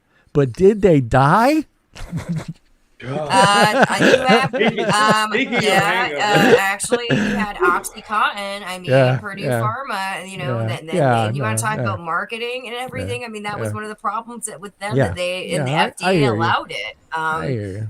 That's the problem too. Is like the tobacco companies are not. They're the one product that I can see that is actually getting screwed by regulations versus like all these other products Yeah. that are bad for you that the regulators are trying to stop them. Yeah. Without getting too into it, they do have shareholders, and they do Yes. have Yeah. They have people corporate that they must- responsibility. Right, they Yeah, do. they have. They do. So when people say that they're doing this to addict a new, they're not. They're trying. So does I Goodwill. believe, in good faith with a brand new face, and let's just say, whether it be Dr. Gilchrist or Matt Holman or whomever, there are a lot of very impressive people now working with groups like PMI or even Reynolds or Altria, and these are not the very. I mean, it has nothing Reynolds to do. hasn't hired anybody. I'm still waiting Yeah, for it's them. the same- I'm still it's waiting the- for their It's announcement. the same set of jackasses, Yeah. right? But this is not the face that deceived the country. And I believe that they have the very best intentions, but they are only capable of doing as much as they can. Well, they at any have to one go to time. harm reduction too, because Yeah. the But kids they are have to. the kids are like I have the data. Okay, like kids are not picking up cigarettes anymore, but No. they are picking up the 18 to 24-year-olds are picking up vaping devices and everything. So I mean, not a lot. It's not like it's And not like 65-year-old people think vaping is the devil. Yes, it's Actually, really no. horrifying. There's actually there's a handful of 65 plus that people that were using vapor products. No, I'm saying the Society for Research in Tobacco Yeah. disinformation presentation. I need to, and showed- actually, I'm going to do the numbers. I have to go through and pull the numbers from the CDC because I'm actually going to try to figure out the actual population numbers to see what is actually the largest percentage of. Okay, so for example, what I'm doing right now in my 50 state analysis, I'm looking at race. So you'll have they'll give you the percent of white people or black people who smoke. But what I do is I take that number. Well, I take their main race number. How many black people, how many white people do you have? I times it by their population. That's 18 plus. I get that number. And then I times that by the smoking rate. So then I add all that up and then I'll divide it by 100 to get the percentages. So what you'll find, and I did Minnesota. Minnesota had 12.6% of black people had smoked in 2021 compared to 12.2% of white people. Yet white people made up about 80% of the state's 80%. smoking population. But let's try That's and what I'm gonna make do let's try. That's and what I'm make gonna do it- That's what I'm Go going to do ahead. with vaping. With the 18, it's because they break it all down by age now. But I need to go through the data to get the age numbers that of the population from that data set and stuff because I'm going to pull it down because something tells me that I'll probably see 44 to 55 or 35 to 44 might be one of the higher numbers. Like that, as far as it's okay, out of all your vapors in 2021, this percentage of them were 18 to 24. This percentage was this, Let's talk about how we get the harm reduction and the benefits of vaping to those people who smoke currently, who are over the age of 30, over the age of 35, who believe vaping and all tobacco harm reduction is just as bad as cigarettes. And the FDA has authorized 23 marketing orders for vapor products, finding them that they're appropriate for the protection of public health and that they are less harmful than cigarettes. But there's really, public health rhetoric doesn't reflect that. Well, that's the truth with the FDA. But I mean, how many people though are they hearing from the FDA or whether they're hearing from? But they're not actually putting ads on Hulu that say, "Hey, we've now authorized 23 products. Go out and get one and stop smoking today." They're not doing that. So start demanding the FDA do that. I'm saying that I've never seen. But you can actually do if you want to do that. Start with your state health departments. Get them to do the public. Or actually start with the county health department. County, it'd be easier. Yeah, start with the county or your local ones, and then move your way up to the state. I mean, and then it'll end up in that. If you get a dozen states that are doing pro vaping messages, the FDA at that point is gonna have to be like, "Oh crap." Yeah. Well, that age group too that you're talking about, that age Listen to group this is woman. on social media. That age group is big on social media that you're talking about. That age group from 21 to 35, that they live on social media. So they're getting the Guilty wrong as message. charged. Yeah, they're getting the wrong message right off the bat. So, Well, they've actually one of the kids in the school in the hearings at the Hawaii hearing was like, "We're sick of the Chicks in Truth school. Initiative," Yeah. and I'm like, "Yes, we are too." I think that's probably something they should think about. If you lie too many times and if you tell absurd lies too many times, people will figure it out, even kids, and you'll never, ever Well, I think it's get the their trust alarmism back. too at this Oh, point. I think they're over the alarmism that they're like, Yeah. dude, we survived COVID, okay? Like, Yeah. what is this? Well, you think I have a feeling that I always think that people have gotten smarter and being able to kind of look where the message is coming from and who's sponsoring this and who's paying for it. And I think people have gotten with the internet it has made it a lot easier to see where's truth getting their money from. And people are getting wiser to that. And I love that you do what you do. And I think we all should start doing a little bit of that when we see these bills come through. Who is this person that's pushing this bill through? Where is he getting, or he or she getting their money from? And that's important. And I think a lot more people in our community need to start. John, are you telling me that hash follow the money isn't helping? Oh my God. I think we should be told. Yeah. Everybody listen? God, Tim looks really pretty there. Yeah, Tim He's got Tim some looks sexy like he could hair. sell. He could sell I you know. some. He could sell You're you going some. on a journey with me. I'm gonna go grab a beer. I'm a rock star. Oh man, Paul, you've been quiet, Paul. Say something. Hey, I almost bought a Foster's today for the show, and I didn't. I was gonna do it, but I love you too much to do that to you, and I bought a therapist instead. Really? What? It's a beer. It's a beer. Oh shit! It's I called thought we were like it's called making a progress with therapist. those hang-ups of yours. No. Hey, there are some that are out there that would love for me to lay down on their couch and share some stories, but You that's guys are walking with me. Sorry. No, we love it when you walk. Trust me, we do. Look at you. Look down. Look ahead. Go ahead, Paul. Yeah, don't run into the wall. Yeah. I won't run into the wall. The By the way, interesting thank you. part. Go ahead, No, Paul. keep going. Oh, go ahead. Please. Go ahead, Paul. The interesting part that I find is that the major players being JTI, PMI, and BAT, especially PMI, they got their ass put into a sling when they started buying into alternative technologies. Okay, they knew that they were doing the right thing and they wanted to buy into the technology side of things. I don't care who they bought for good reason. They needed that technology to move forward with their program. And I think the race is on now between PMI and BAT, who is going to get to the 51%. And I And you think also have to think PMI too, Altria and Reynolds. Yeah, but Reynolds I haven't heard much from. Yeah, but then they Altria's- have Reynolds has the most, I think, PMTAs authorized right now. Yeah, but the very curious part was the other day, one of the oldest like vaping companies being like Enjoy and doubling down on what they did and their mistakes when it came to the Juul project. Okay. Now with Enjoy, and Enjoy has one of the better reputations of the bigger players in hardware manufacturing, I think that we're now going to see either, and I know for a fact that they were buying liquid companies, and so were Reynolds in the early days, back when everything started getting shaken up.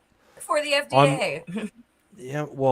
I'm wondering now what Reynolds are going to do over the next 12 months, and which products that are on the Enjoy roster are actually either going to be put forward through either modified MRs. It's an Imperial IPA called the Therapist. We're showing our stuff. No, That's really funny because, I've got a cherub on my can. But I'm very curious because go back to blue and then look who's manufacturing or co-packing for blue now. The company in California, up in Frisco, called Molecule Labs. Originally, they were the ones co-packing for numerous companies back in the day. And then they moved completely into doing all the work for blue. Even though they still do like some liquids,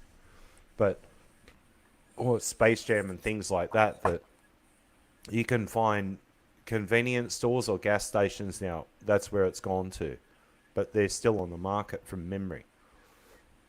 I'm curious as to see who is going to play now with who they've been buying in the background.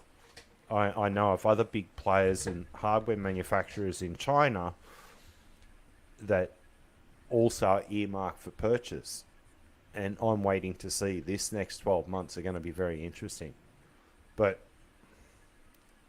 I can't really see much change at the FDA yet. That's going to take some time. You're not going to see any change Not at the yet. FDA. Yeah, it's going to take Congress, actually, right now to do anything on that one. I mean, and the people at the FDA, former FDA people have sat there and said it. I mean, it's going to have to be something from fucking Congress. Sorry. First time I dropped the F-bomb. You can say fuck all you want on this fucking show. I was messing around with my Snapchat filter yesterday, and I was like, "Wow, I saw your post. You need to learn a better modifier than this one." No, that was hey, absolutely that was absolutely hilarious. But I'm very curious now who or which products from the Enjoy stable are going to get brought forward into this market, or being put up for PMTA or a modified PMTA for that matter. And going back to what you were saying about heat not burn, yes, it is a tobacco product. There are still X amount of the chemicals used, but at much lower levels. Yeah. That's the difference. That's what I'm going. That's what I'm trying to get at. I mean, it's still it is safer. It is safer, but it's just lower. It's not as safer as nicotine safer, right? Or not nicotine. Vaping is safer. Vaping. Yeah.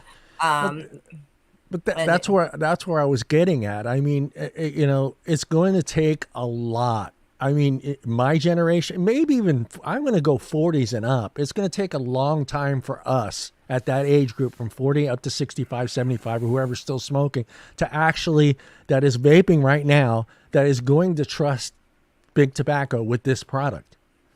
That's what I'm getting at. I mean, because we still know it's still them. It's still them. Do you think big tobacco? I mean, their best thing that they should do, honestly, because I know. I mean, if you watch all the commercials, they're making the switch and everything. But what they need to do is they need to be like, "Yeah, we fucked up. we take full responsibility. We lied to you. But we are not the same guys from the 1970s. We are evolving. We are embracing modern technologies. We believe in our consumer. We want our consumer to live. The most interesting thing I've seen this week is that old video of the person, people being interviewed on the street after the Royal College of Physicians came out with their report on cigarettes. Yeah. And people are acting exactly like they are now with vaping. It is a carbon copy. People are like, I don't believe it. I just don't think I don't think it's true. I like smoking. It's just nobody bought it. And guess what? The professional health, organization to blow the whistle on tobacco is the first one to say vaping is the way forward. So I've always found that ironic. Yeah, but it was the report from the U.S. Surgeon General 2 years later that really lit the whole, we hate cigarette thing on fire and stuff. And that's the same Surgeon General. That's not, I yelled at them a couple of years ago, not bad. Like, that's the same Surgeon General. You relied on the Royal College of Physicians for your own smoking report. Why are you now dismissing their evidence on vaping? Because I just think that old people who have, go ahead. No, it's the pressure that got put on them, and I'll say it openly. Humility or lack thereof. No, when a certain person or certain groups, including pharmaceutical industry, the industry itself, they started putting pressure The lower nicotine on or what low was tar, going you on. actually smoked more. They- Cancer rates didn't change. Lung disease rates didn't change. They were able to demonstrate conclusively Yep. that if you smoke, you have a higher incidence of cancer. That's Yeah. I had to share that. Yeah, I remember that very, very well. But I will take my hat off to PMI right now because of what they've done. And they're opening the doors and putting together certain platforms where you can actually find data sets of what they're actually studying. And the science there is so As you solid. should. Yeah, but the Well, PMI did a science- really good survey too last year. The reason I consumer put that survey. video up is because what you guys just said a few minutes ago about lowering certain things to make this product heat not burn work. And basically that's the same scenario. We're going to make this product heat not burn. You're going to smoke more. That means more money in your pocket because you're going to Yeah, but still I not can- get. You're still not going to get what you need. The It. first Psychos test, you did smoke more because the heat stick only Yeah. lasted as long as a half a cigarette. So yeah, I mean, it's a Yeah. very awesome product. To It's go a make money win off of. to me. There's to a lot me, of faith in VLN cigarettes and not a whole lot of like actual. They've been released in the U.S. We have enough, pre-rollout VLN cigarettes being sold in Chicago, et cetera, to where there's enough data out there to where we get a little preliminary look. Are people buying them, and do they have an opinion, or are they just chucking them and going right back to full nicotine cigarettes? Because I'd like to know that very much. Well, A lot of number people one. actually did. Yeah. With the North Carolina store that I went into that I saw like the month before they were taking it off the shelves, I was talking to the C-store attendant, and he's like, "Yeah, some guy came in and bought like 20 cartons," and I was like, "Well, yeah, because they're he about worked to be for gone." 22nd Century, I'm sure. I think. No, he was a user. I mean, and they're about to be gone. I mean, I buy my vape stuff, and I buy vape stuff. I buy it in bulk. Okay, who knows? Tomorrow might be the day that the FDA gets an army to go kill it all. Right. But Lindsay, they've already 22nd Century. They've released their BLN cigarettes in select cities. Yes. I haven't even looked at them recently, but I believe so. Yeah, and They- Chicago, they- was one of Right. the Detroit, maybe, I think, is two. Just, a few large cities. And there's enough in the way of, I don't know what the actual date of their, quote, release is, but they've done enough pre-release to where we should have somebody talking about what kind of business it's doing. And it's more importantly, what kind of business it's doing and who's buying them. Yeah. And it would be interesting to see if they But are. you can't get that like data, though. I mean, how do you Michelle get that Minton data from a C-store? I mean, a C-store person doesn't have the time to sit there and interview you and be like, "Oh, hey, I see you're buying a VLN cigarette. Did you used to smoke regular cigarettes?" Yeah. Well, the point is, I can I think answer that there's this enough in the way of just people are very, very convinced that this is going to work. Well, I'd like to know what information is out there because there's not a whole lot to support the idea that if you mandate reduced nicotine cigarettes and you mandate all cigarettes must be tobacco, no menthol, and you don't authorize any menthol, reduced risk vaping products, I promise you, there's no way in hell that you will ever be able to. You will never be able to prohibit full strength nicotine products. They will always end up back. You're actually propose to lawmakers that instead of doing a flavor ban cigarettes instead of VLN cigarettes and see what happens in that city. But Michelle Minton start in Detroit. Start in Detroit. Michelle Minton, Yes. Michelle Minton tried her VLN cigarette, and this is exactly what my grandfather's Carltons were like VLNs, only they had reduced nicotine tar filters, which means you could get rid of the filter, and it's just a plain old cigarette. VLNs are different because the tobacco is actually low nicotine. It's just anyhow. She said she actually her words were it tasted like a cigarette with training wheels. No, no displeasure whatsoever, and it's a perfect starter cigarette for a kid, and that is something that makes all the sense in the world because Carltons were the first cigarettes I ever smoked. I stole them from my grandma. May he rest in fucking peace. Paul Malls. I stole it from a priest. My first cigarette. Paul Malls. You're going to hell, John. I know. I feel bad still to this day. I'll see you there, buddy. Still to this day, I feel bad. That's okay. Well, The first time I ever got laid was in a temple. That's okay. Orthodox synagogue, actually. Wait a minute. Did you just say the first I time didn't you got say that laid out was in loud. a temple? I didn't realize you were Jewish, and I should have with your freaking last name. Yeah. My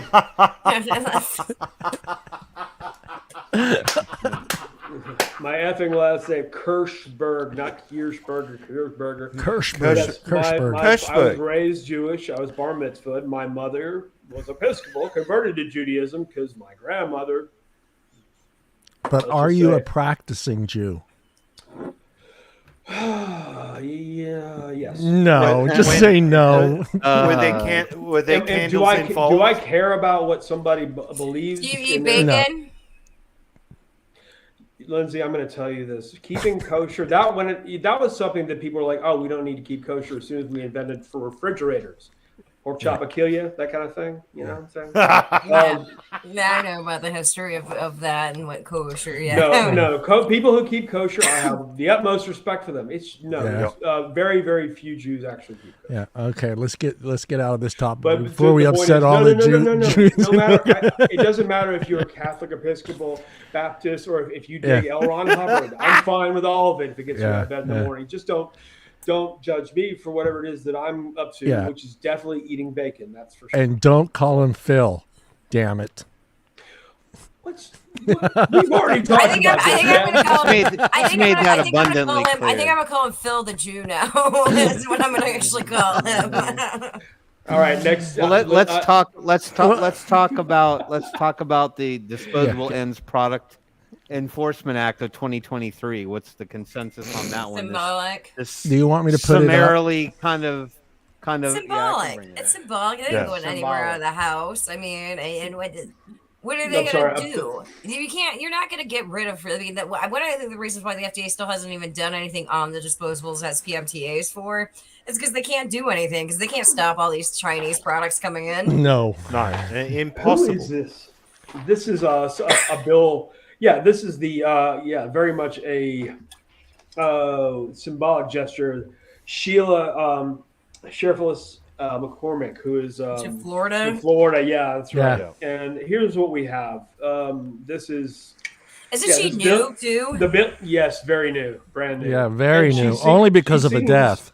Let's just say that she's the kind of person who's young enough to where I think that maybe somebody would be able to approach her and talk to her about what it is that's actually going on here. I think this is not a bad person. I think this is the kind of person we should be talking to.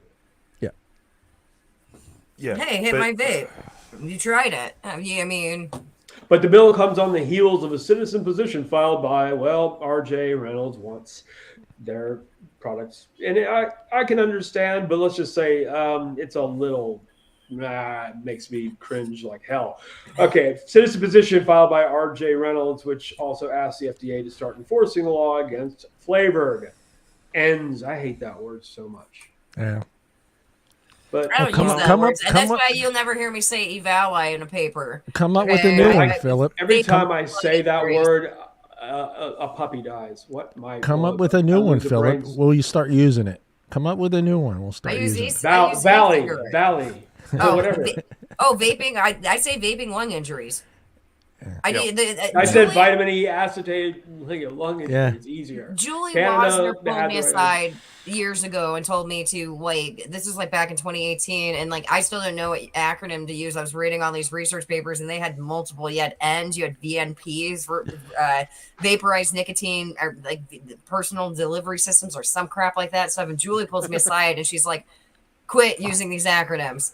You're medicalizing it." We fought against that. I was like, okay, I got you. So then when Evaluate came out, I was like, nope, I'm not using that word. Nope, I don't even care how many words it adds to my op-ed. I'm going to put vaping-related lung injuries. Yeah, they should put the word lie in there somewhere when you make it. Julie has, man, she's somebody that she's up there with the angels.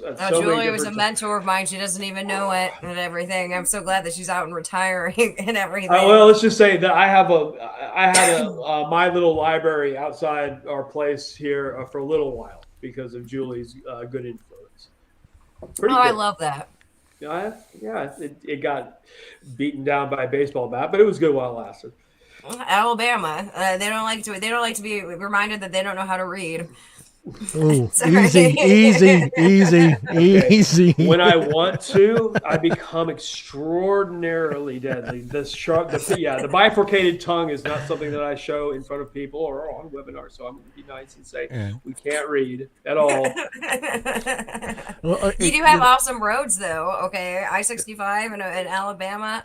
I'll see you soon, and I'll show you a few things that might lend evidence to the fact that we are indeed walking around upright. Somewhat. Phillip is the first person from Alabama that I know that I don't have to put captions on the TV to understand what he's saying. Oh yeah, he is. I didn't even know when I first met him. I said, "You're in Alabama. Where the hell's the accent?" When I went away to school, I went to school in Tempe, Arizona, go Sun Devils, and every kid from Jersey, New York, Chicago, LA went around me. What the fuck? Did you Jewish? just say You're from Alabama? You're French Canadian? What the fuck, man? You got the Emancipation Proclamation down there, all this kind of crap. And I'm thinking to myself, I should have just told them I was from, I don't know, anywhere else. But did you have that Alabama accent when you went to school? I was born in Canada. No. Because you're Canadian by. I mean, you're Canadian, right? You were born in Canada. I was born in Canada. Yeah. We moved down here when I was 5 because my father had thoughts on socialized medicine at that time. Right. All those things. Anyway, we're getting Phil's history right now. No, he's a retired physician. Anyway, I love Canada. I love going back there. But when it came to y'alls I have all the tolerance in the world for them. It's just not something. I can give you a goddamn impression if you want. You moved from does it come out when you're angry? No. Yeah. No, I never get angry. Do you? No, but when you do get angry, does the Alabama come out? Things that I say, I don't know. When I say God damn it, this sort of thing. I mean, it's really hard for me. Everybody's accent cranks up when I'll go up and see him in a couple of weeks, and I'll let you know. I'll piss him off. It's like my mom. I mean, she, her English is pretty good.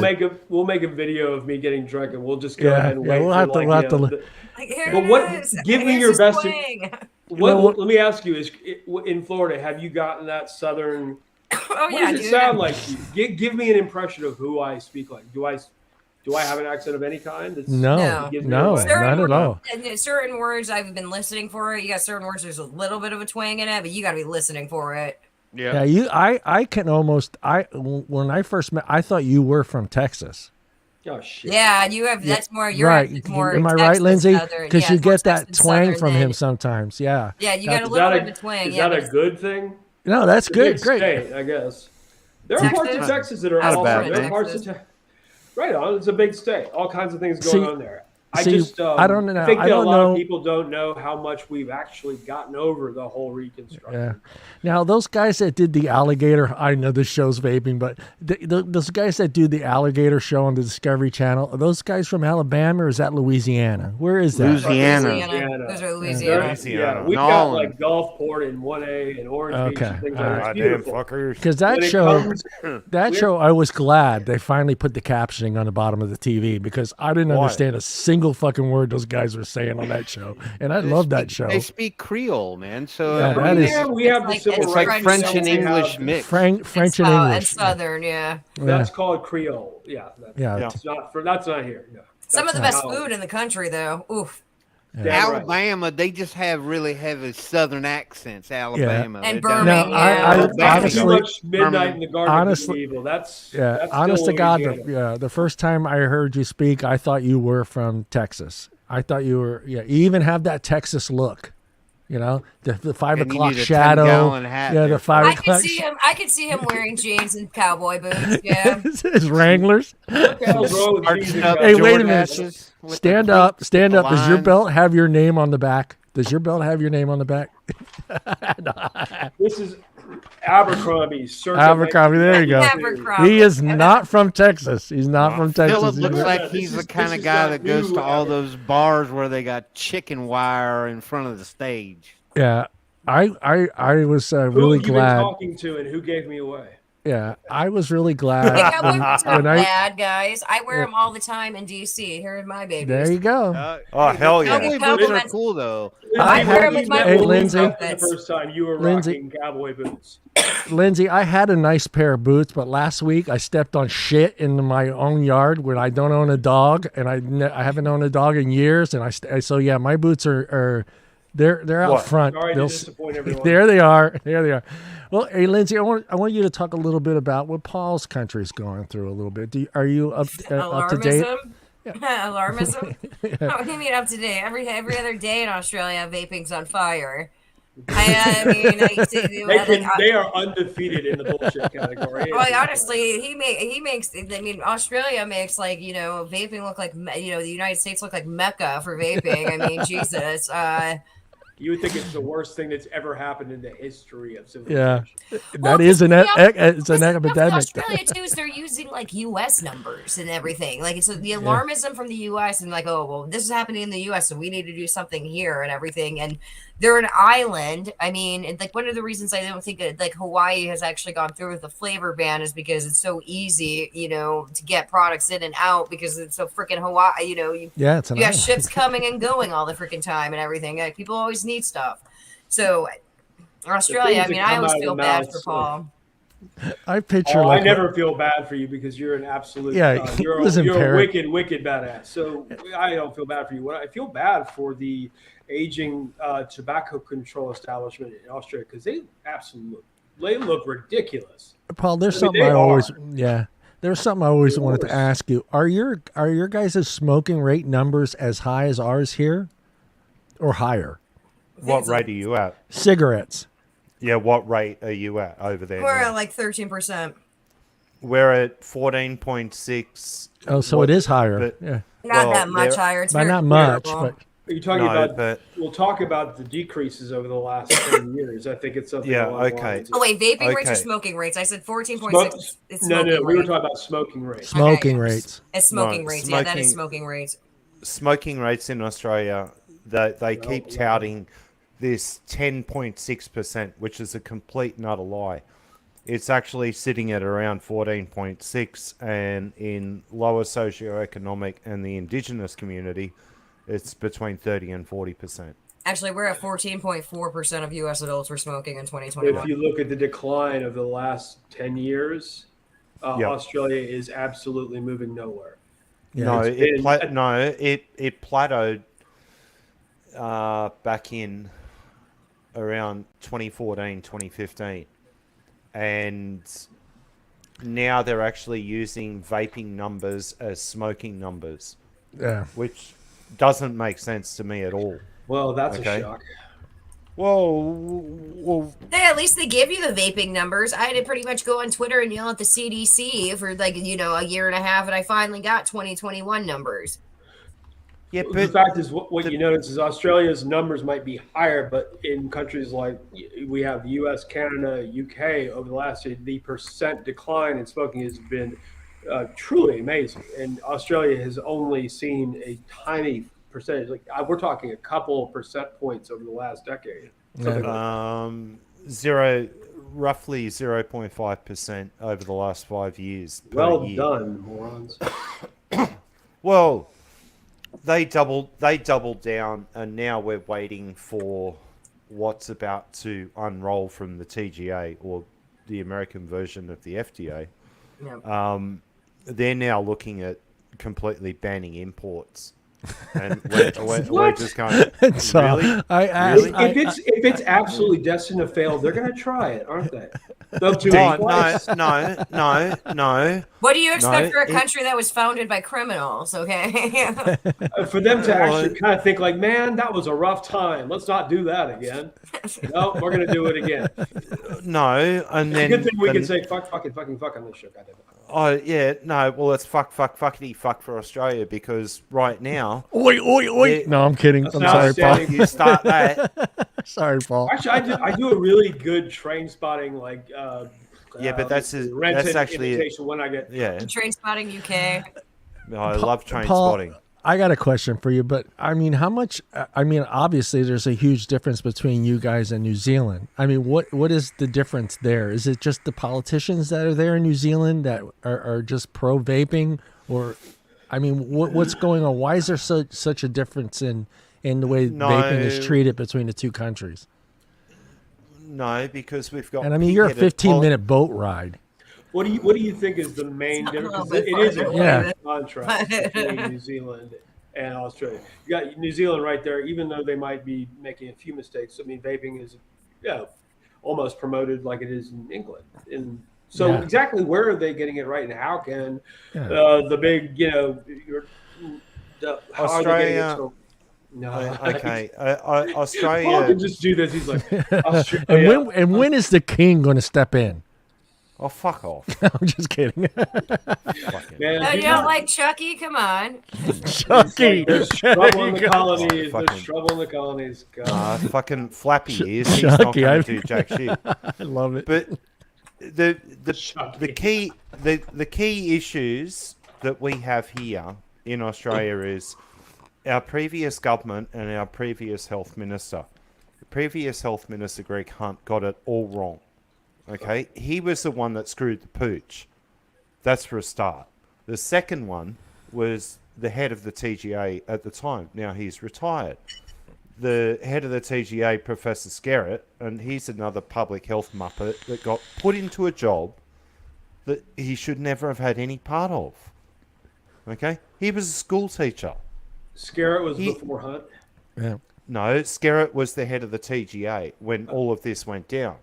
And then last year in the Senate Select Committee hearings, he said, yes, it has failed. But, we're going to double down now. We're going to do this. We're going to do this. And we're going, what?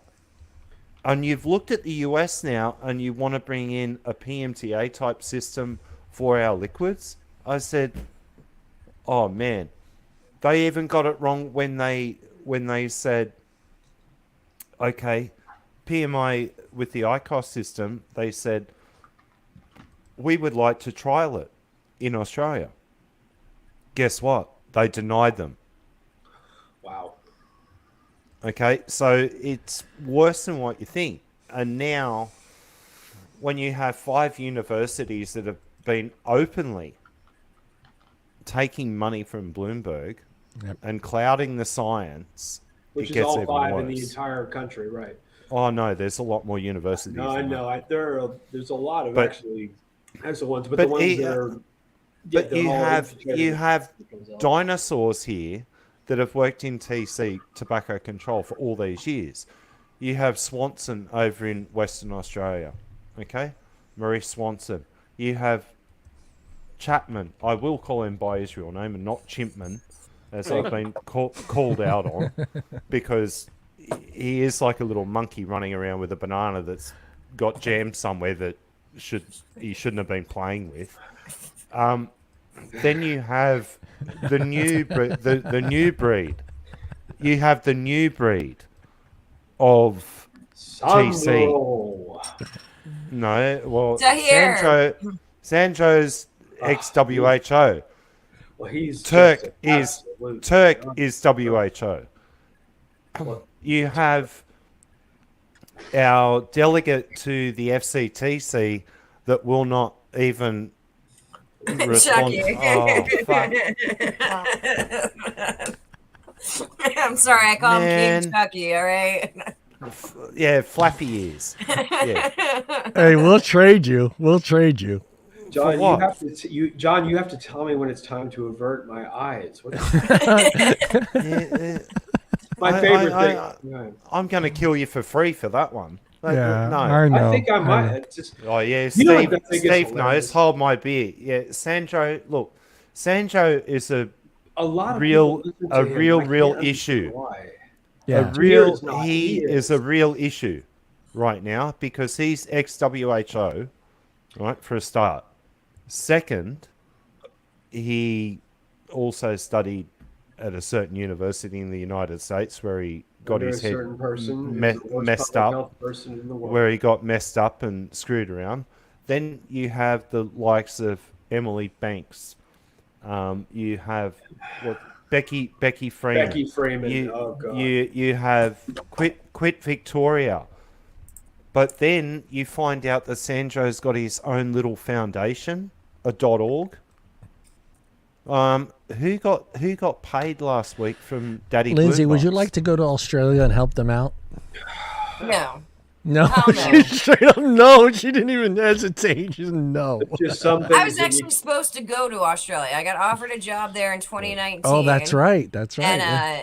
and then I mean, yeah, who a lot of hasn't? stuff happened with the visa, and I'm so glad that like I had some integrity with my old company, and I was like, well, I got to stay till like state session, because I would have probably went in December 2019, and I would have been stuck there during COVID lockdowns, and an American stuck there during that stuff. Yeah, like I would have But- made the international news. Yeah, All yeah, right. But- Is this when you were working we- for Heartland?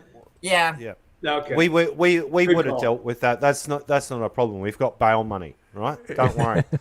But the other always issue, that. and Mallory's right with this.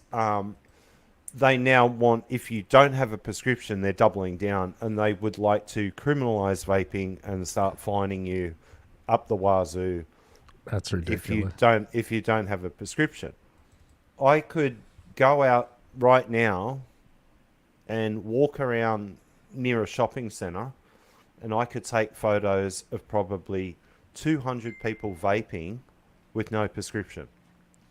Yeah. Okay. Oh, easily. You mentioned that, and I don't know More. exactly what it is that they think they're doing, but let me ask you something. If there's anything that we can do, because obviously America has, we've made it very hard for the rest of the world to get around our bullshit, to be honest. I Yeah. really do feel responsible. And if Australia is using numbers from, our CDC, FDA, and twisting them to their, to fit whatever their statement of the day about how vaping is, Yeah. killing. Narrative. Yeah. Well, let's just say, the narrative. What I hate that word. What can people in other countries do to help the situation? People, not governments. I mean, we're trying to work on it here.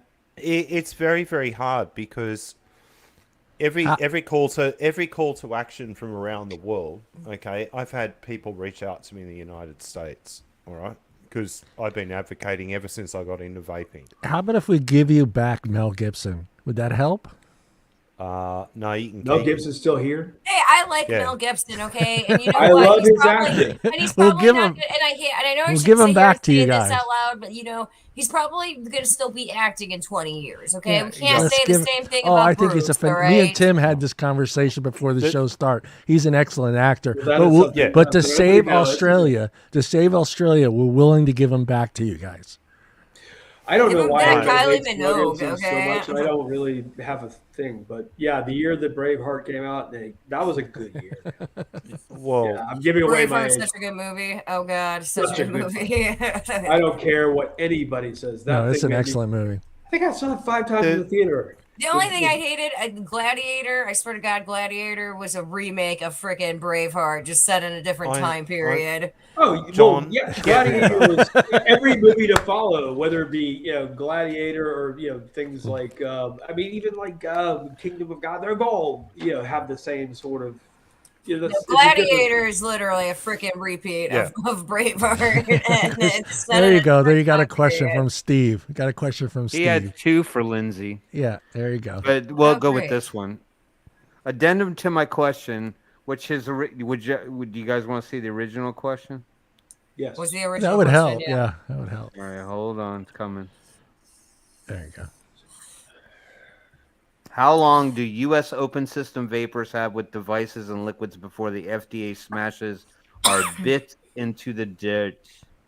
Honestly, I think open systems are going to be the ones that are going to actually be okay.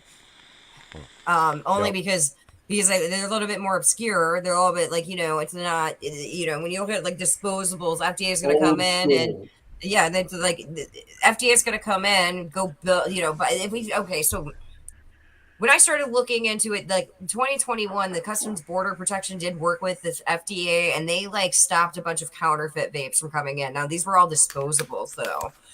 These the devices, the open system devices, are a little bit more different. parts and everything, so I don't see them coming after them. The only problem is like specialty stores are going to have to hide them. You know, if you're an actual standalone vape shop and everything, that you might come under scrutiny and everything. So, I mean, I would recommend learning how to do do-it-yourself liquid. You know, or find one of your people that if you have like you know, a trusted, you know, e-liquid manufacturer, work with them and just have them just go back to the olden days. Nobody's getting taxes now. We're just doing bartering. Yeah. So I guess to answer Steve's question, how long do you think he has to learn how to DIY? Actually, this has become. Well, honestly, you know what? I should say this out loud. I still buy my stuff I buy vapes through the mail.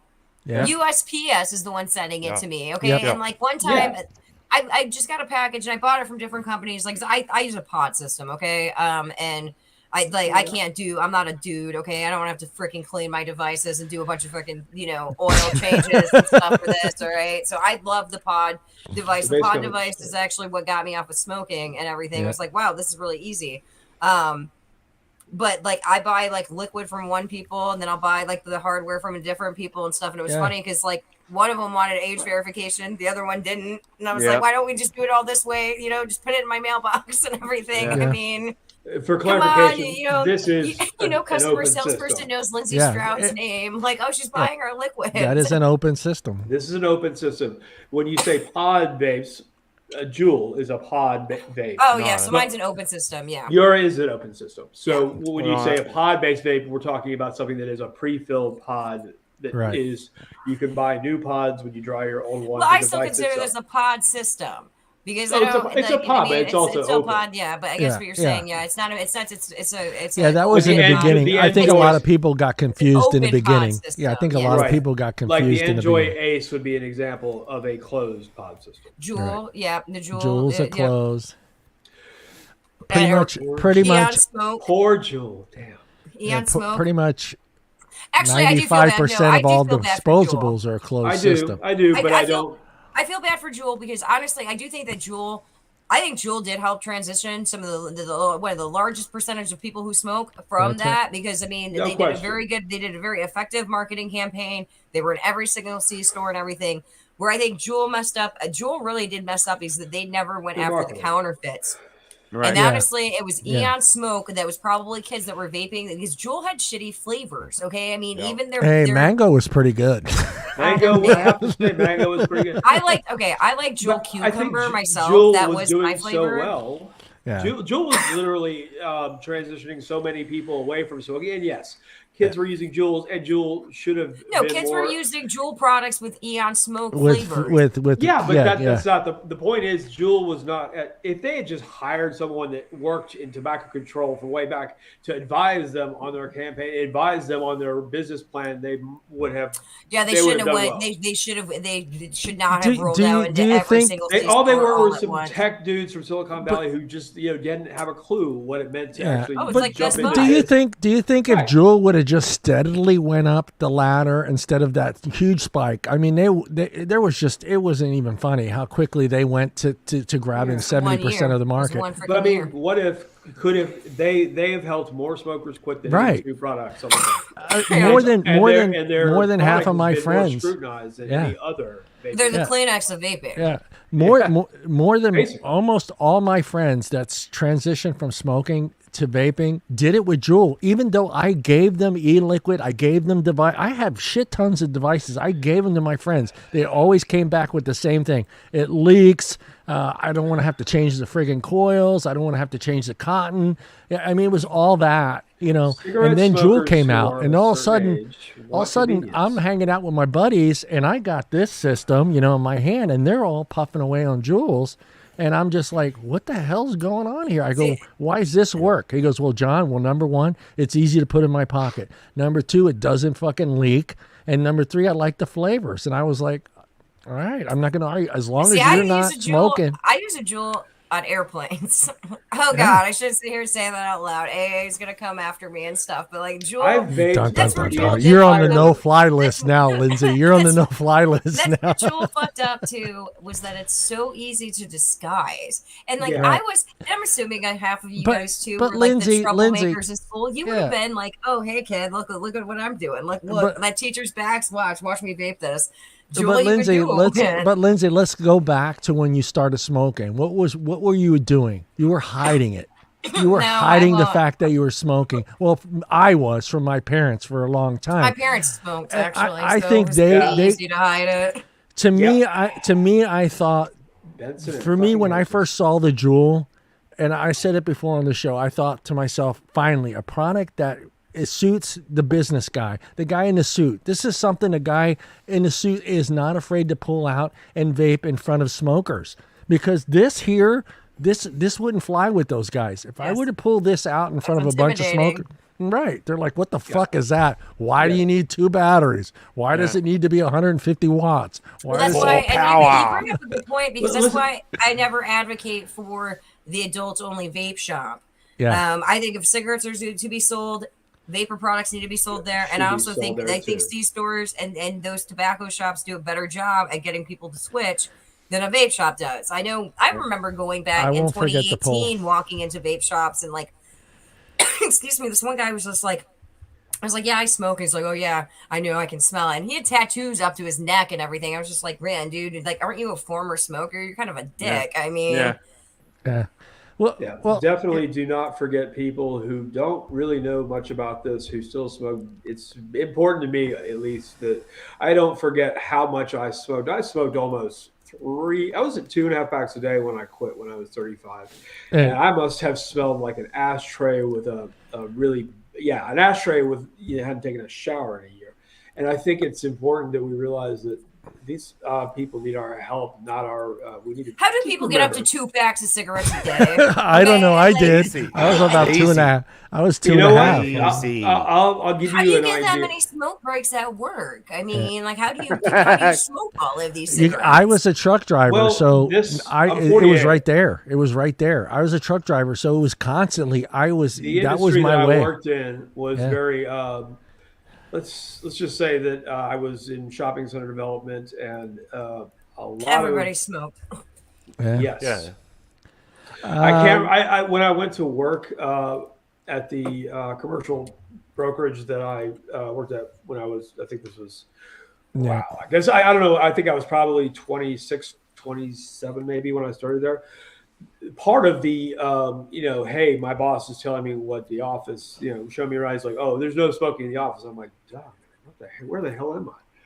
I already knew that, of course, but this is a person that is actually from a different time, and his name was, I forget it. His name was, I am essentially from the era of Mad Men. It felt very much like that. And at the ICSC convention in Vegas every year, which is the International Council of Shopping Centers, there wasn't a person there that wasn't smoking. And that was, and it was a job that I was good at, but I wasn't necessarily happy with the person I was becoming. Yeah.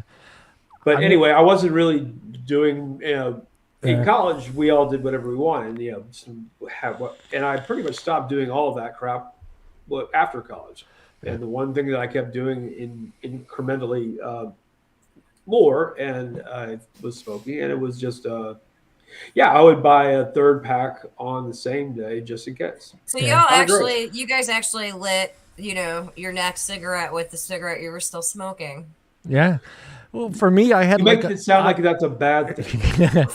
I drove a fuel truck, so for me, and I drove a fuel truck. So for me, I knew, like, my drive to work was 25 minutes. I would literally have 3 fucking cigarettes on the way to work, because I knew once I got on site, I wasn't allowed to smoke anymore. Yeah. Look at the old Dean Martin shows, man. How many cigarettes did he smoke during one show, man? Robert Downey, who was it?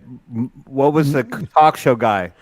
Morton Downey? Was it Morton Downey? No, yeah. I watched the big old friggin' like stainless steel. Hey, Lindsay, I think your mic's off. I watched an old. My mic is off. I kind of picked up smoking a little bit, so I'm going through a coughing fit for the past 2 days.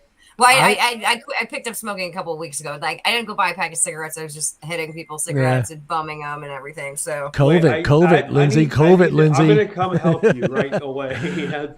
We can do this. We can fix this. No, I'm already off of it. Like, I went through a really bad breakup. Okay, be very proud of me that I didn't go buy a pack of cigarettes as much as I wanted to. I'm sorry. I watched it. Yeah, I watched an old episode. They taste like shit too now. Yeah. So Yeah, I mean, yeah. I can't. Like smoking isn't even. I'm like, oh, For why did you everybody hit that? listening, Oh. if you should have a hard, a rough patch, and you have a few cigarettes here and there, but that's No, okay. that's what's really It's okay. well. That's really cool about vaping. Actually, I was talking to somebody about that. They're like, look at any other substance that you can do this, that you can kind of dabble back into it. Most people, if they okay, you quit drinking. If you go, like most people, just okay, we're going back now into the drinking hole and stuff.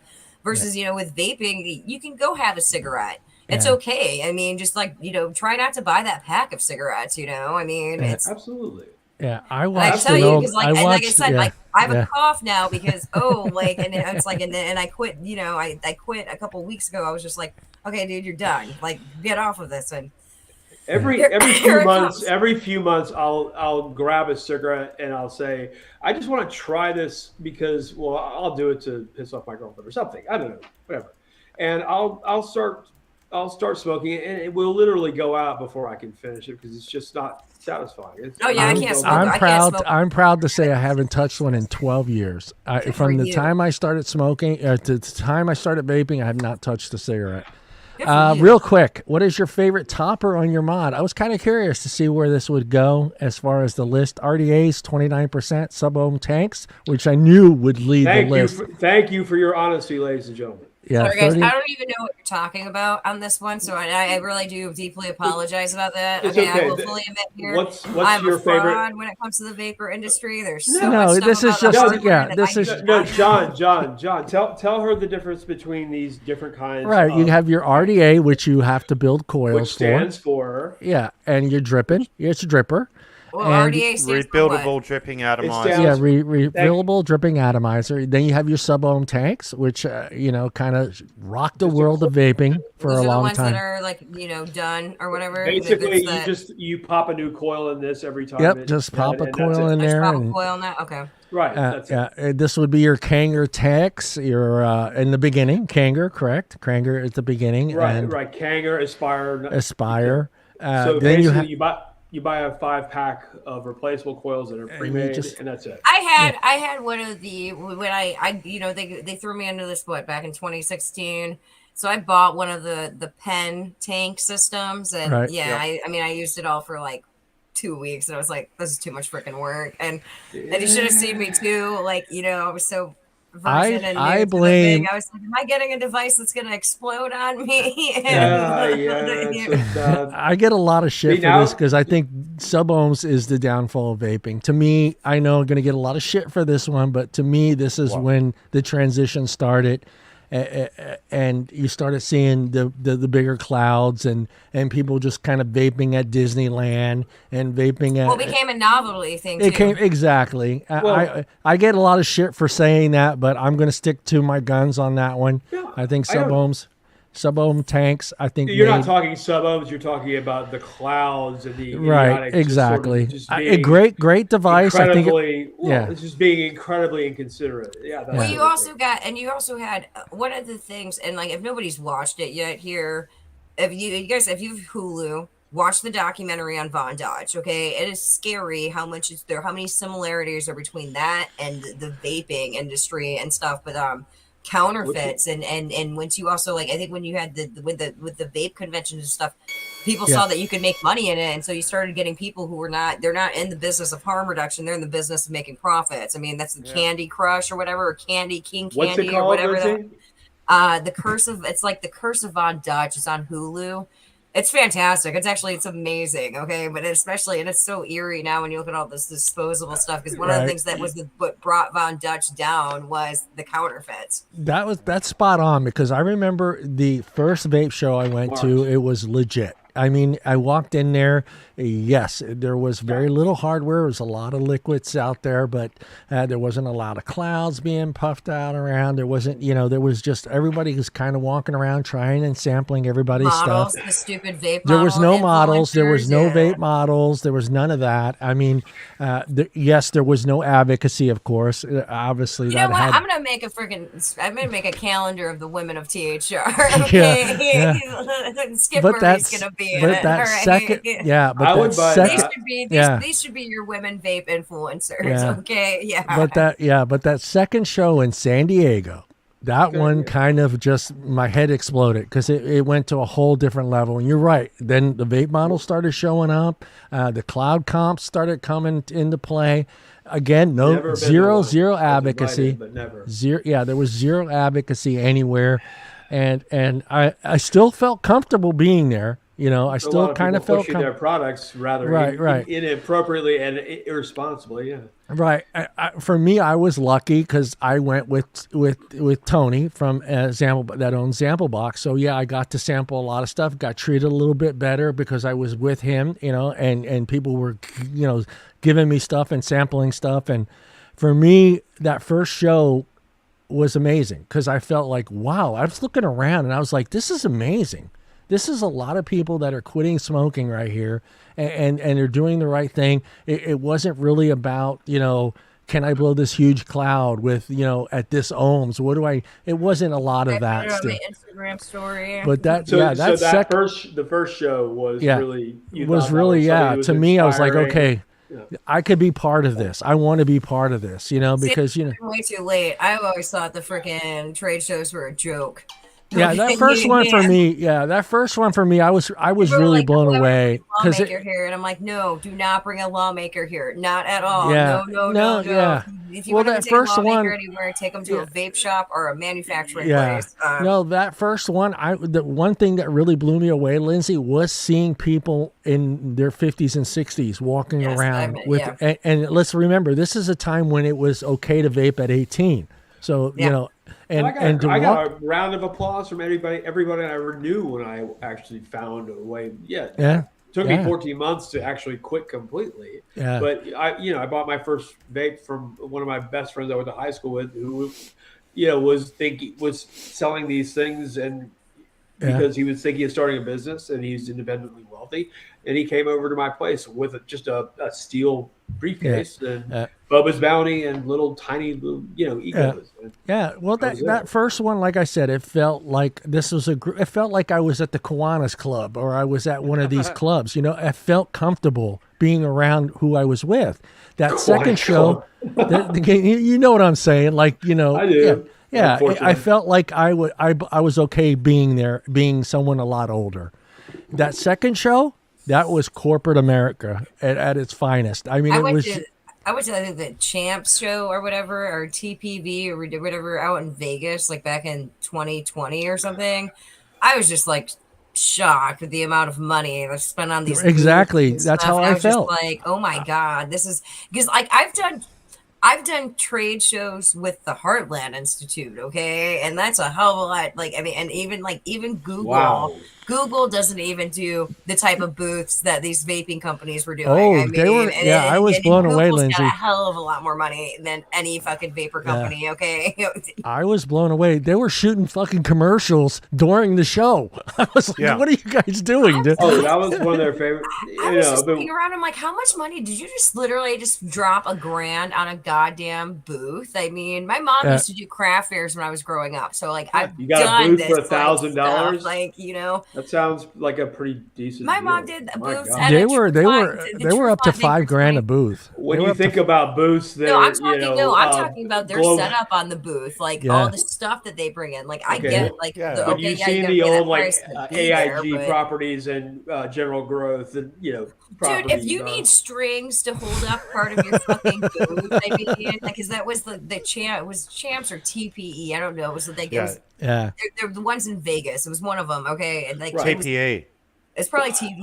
Well, it's the one that had more cigar. They had a lot of cigar people there and stuff. But I was just like walking around. And I'm like, oh my God, this is insane. And I was like, and no wonder vaping's dying because you guys are spending like fucking $50 million on freaking booths. Okay, I mean, you should be spending. Oh, that was insane. It was insane. And LA took it to the next level. I mean, when I went to that LA show, I was like, "What the fuck? This is Hollywood. This is fucking Hollywood right here." I was like, "What the fuck is going on here?" The one I went to, where was it? Santa Clara. Was the race course, and it was indoor outdoor. It was fucking wild. What year are we talking, Paul? Is that the one in L.A. that was outside? Yeah, at the race course, Santa Yeah, Anita. and it was so windy, everybody was pissed off. Yeah. Yeah. I think it was 2016, 2017, somewhere around there. Oh, okay. When things got a little stupid. Yeah, that's when is that when Zamblebox bought like a whole fucking tent? Yeah. Yeah. They bought like a huge. They had like their own little vape show inside the vape show. Yeah, it was the weirdest thing ever I'd seen. Like I'm like, huh? So I'm sorry. I'm not like I'm so over the whole like, oh well, we can't compete against Bloomberg. Yes, you can. Yes, you can. There's a shit ton more money in fucking vaping than any of the money that Bloomberg has ever donated and anything. And it's just where are you spending your money at? $100,000 freaking booths at trade shows. I mean, especially because you're only who are you appealing to? You're already appealing to people who are already buying your products to begin with. You need to be appealing to the people who are trying to shut down your products. Was Bloomberg around when there was the fight for the 44-ounce sodas, the large sodas in New York? Was he part of that? Was he part of that? Yeah, he was the one who pushed that one. Yeah, that was right. Now, why can't we have the same uproar over vaping like they did for fucking soda? That's they were going to burn New York because they couldn't get a 44-ounce soda. I believe he was also the one who pushed the indoor smoking bans, and you had an uproar on that one as well. Right? So that was the thing in New York. I mean, if you couldn't smoke at a fucking nightclub in New York, you were going to lose customers. And I understand. They didn't, that's the only freaking problem. They didn't. I mean, that's like it's like, oh god. I mean, what a great argument to use. But yeah, there's no data to actually back this up. Like no business has actually gone out of business because of the indoor smoking. Yeah, because you couldn't smoke inside and drink your fucking your $18 fucking shot of fucking bourbon. Resilient. Screw it. We'll still go outside in negative 10-degree weather to go have our nicotine. I mean, hold on. I forgot I was going to bring up because I think your state is having some issues now with vaping as well, right? You guys are on. I thought there was some. Tim, aren't you in Michigan? No, Georgia. He's in Georgia. You're in Georgia. Oh shit! I thought Georgia came up in the news. And I got passes to Six Flags. I'm trying to get up to Georgia. Hey, I'm a season ticket holder for Six Flags myself. I love roller coasters, man. Dude, there's no better way to like get rid of your anxiety. I'm waiting. Hey, Lindsay, I've been measuring my grandson as he gets older, and this year he hit the line. I was like, buying your ticket to Six Flags. He goes, no, I don't like roller coasters. I go, I don't give a shit if you don't like roller coasters. Okay, have you ever ridden roller coasters by yourself?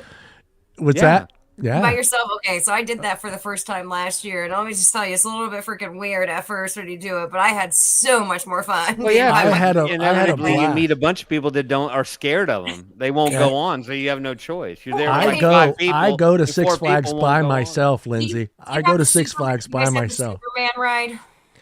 The one that yeah. Where you're laying down. Yeah, I love that ride. So I love that ride. Funny, and the one in Illinois, and I even asked the park attendant because we get on, they move us up, and then some lady's like, "Oh hell no!" And I was like, "How many times does this happen?" They're like, "Probably once every 3 rides." And they have to we put them up, and the person's like, "Nope, I'm not doing this." I go by myself, Lindsay. I will only ride a roller coaster by myself. Oh, really? Yeah. No. I will ride as long as you scream your ass off and enjoy it. I love roller coasters. I watched this prank on YouTube where a guy has a bolt on him and stuff, and he sits there in the ride, and he's like, "Dude, this just came off and everything." And the people. Well, I got one for you, Lindsay. I got one for you. And he's like, "What are you doing riding a roller coaster by yourself?" I got one. Who has been kicked out of a theme park for vaping? Not me. No. I've been kicked out of a lot of places, but not Six Flags. Not yet. Not yet. They're still fine. Oh, but now you just made you didn't even know it. You just kind of betted me. Like I'm gonna next time I go to a Six Flags fucking ride, I'm gonna try to vape in that camera thing. Well, Get the cloud I give going. myself, I wasn't being a dick. I just didn't realize at that time when I was vaping, this is quite a while ago, about 6-7 years ago, I didn't realize that I had to go to a In smoking vaping section. years, that's an eternity. Yeah, I didn't realize I had to go to a smoking area to vape. So I was just vaping through the park, and I guess people were reporting me as I was walking through the park. So eventually, Magic Mountain. at Six Flags in Vallejo. Yeah. So eventually they caught up to me. You know, they finally found me. They finally found me in a group of people, and they're like, kind of pulled me to the side. He goes, "Hey, you've been vaping through the whole park. You're not supposed to be vaping. You need to go to the smoking areas." I go, "No, wait a minute." I go, "This is vaping. And, I'm not smoking. I don't want to be around smokers. Why do I want to be around smokers?" And eventually it escalated, and I was asked to leave the park. And then I was just like, I thought for sure, I was scared. Why wouldn't they tell you to stop vaping? Because I was being a dick. I was being a dick about it. Good. Yeah. Okay. Yeah, I was being a dick about it, and I was just, to me at that time, I don't know anything about that. my Sicilian started boiling up, and I got a little fucking irritated. But to me at that time, 6-7 years ago, to me, I didn't want to be around other smokers. At that point in my vaping journey, I still felt like I couldn't be around those people. And I didn't want to sit there and smell like fucking smoke the whole fucking day. And it wasn't like I was blowing huge clouds. I was, I forget what device I had. I think I had a billow. So, yeah. So I wasn't blowing like a lot of clouds, but eventually it caught up to me and they asked me to leave. And the only thing I was worried about is because I'm like a 15-year fucking Six Flags season ticket holder. I thought I was going to lose. You do the fast pass too, right? Yeah, no. We don't do the fast. You have to time it right. You have to get there. Vallejo Six Flags has some holy shit roller coasters. I stopped going there. Yeah, that Max Force roller coaster that they have. I think Awesome. Vallejo has Awesome. it's rated only behind the Japanese roller coaster. That's like literally you have to sign a waiver before you get on the bastard. It's bad over there. I haven't gone there anymore since for like the last 2 years. It was the first inverted roller coaster. Yeah, and that's that thing is awesome that thing. ride. That place has turned in. The joke is that place has turned into daycare for parents. Because they just drop their kids off there now. So that's why there's a lot of fights over there, a lot of gang shit. So I stopped. They had a shooting in Great America last summer, actually outside in the parking lot and everything. I was like, oh, it's good. Glad that I didn't go there that day. They did follow the clouds. They took them about 2 hours to find me, but eventually it caught up to me. And they found me. They caught up to him, and he was somewhat less than pleasant with them.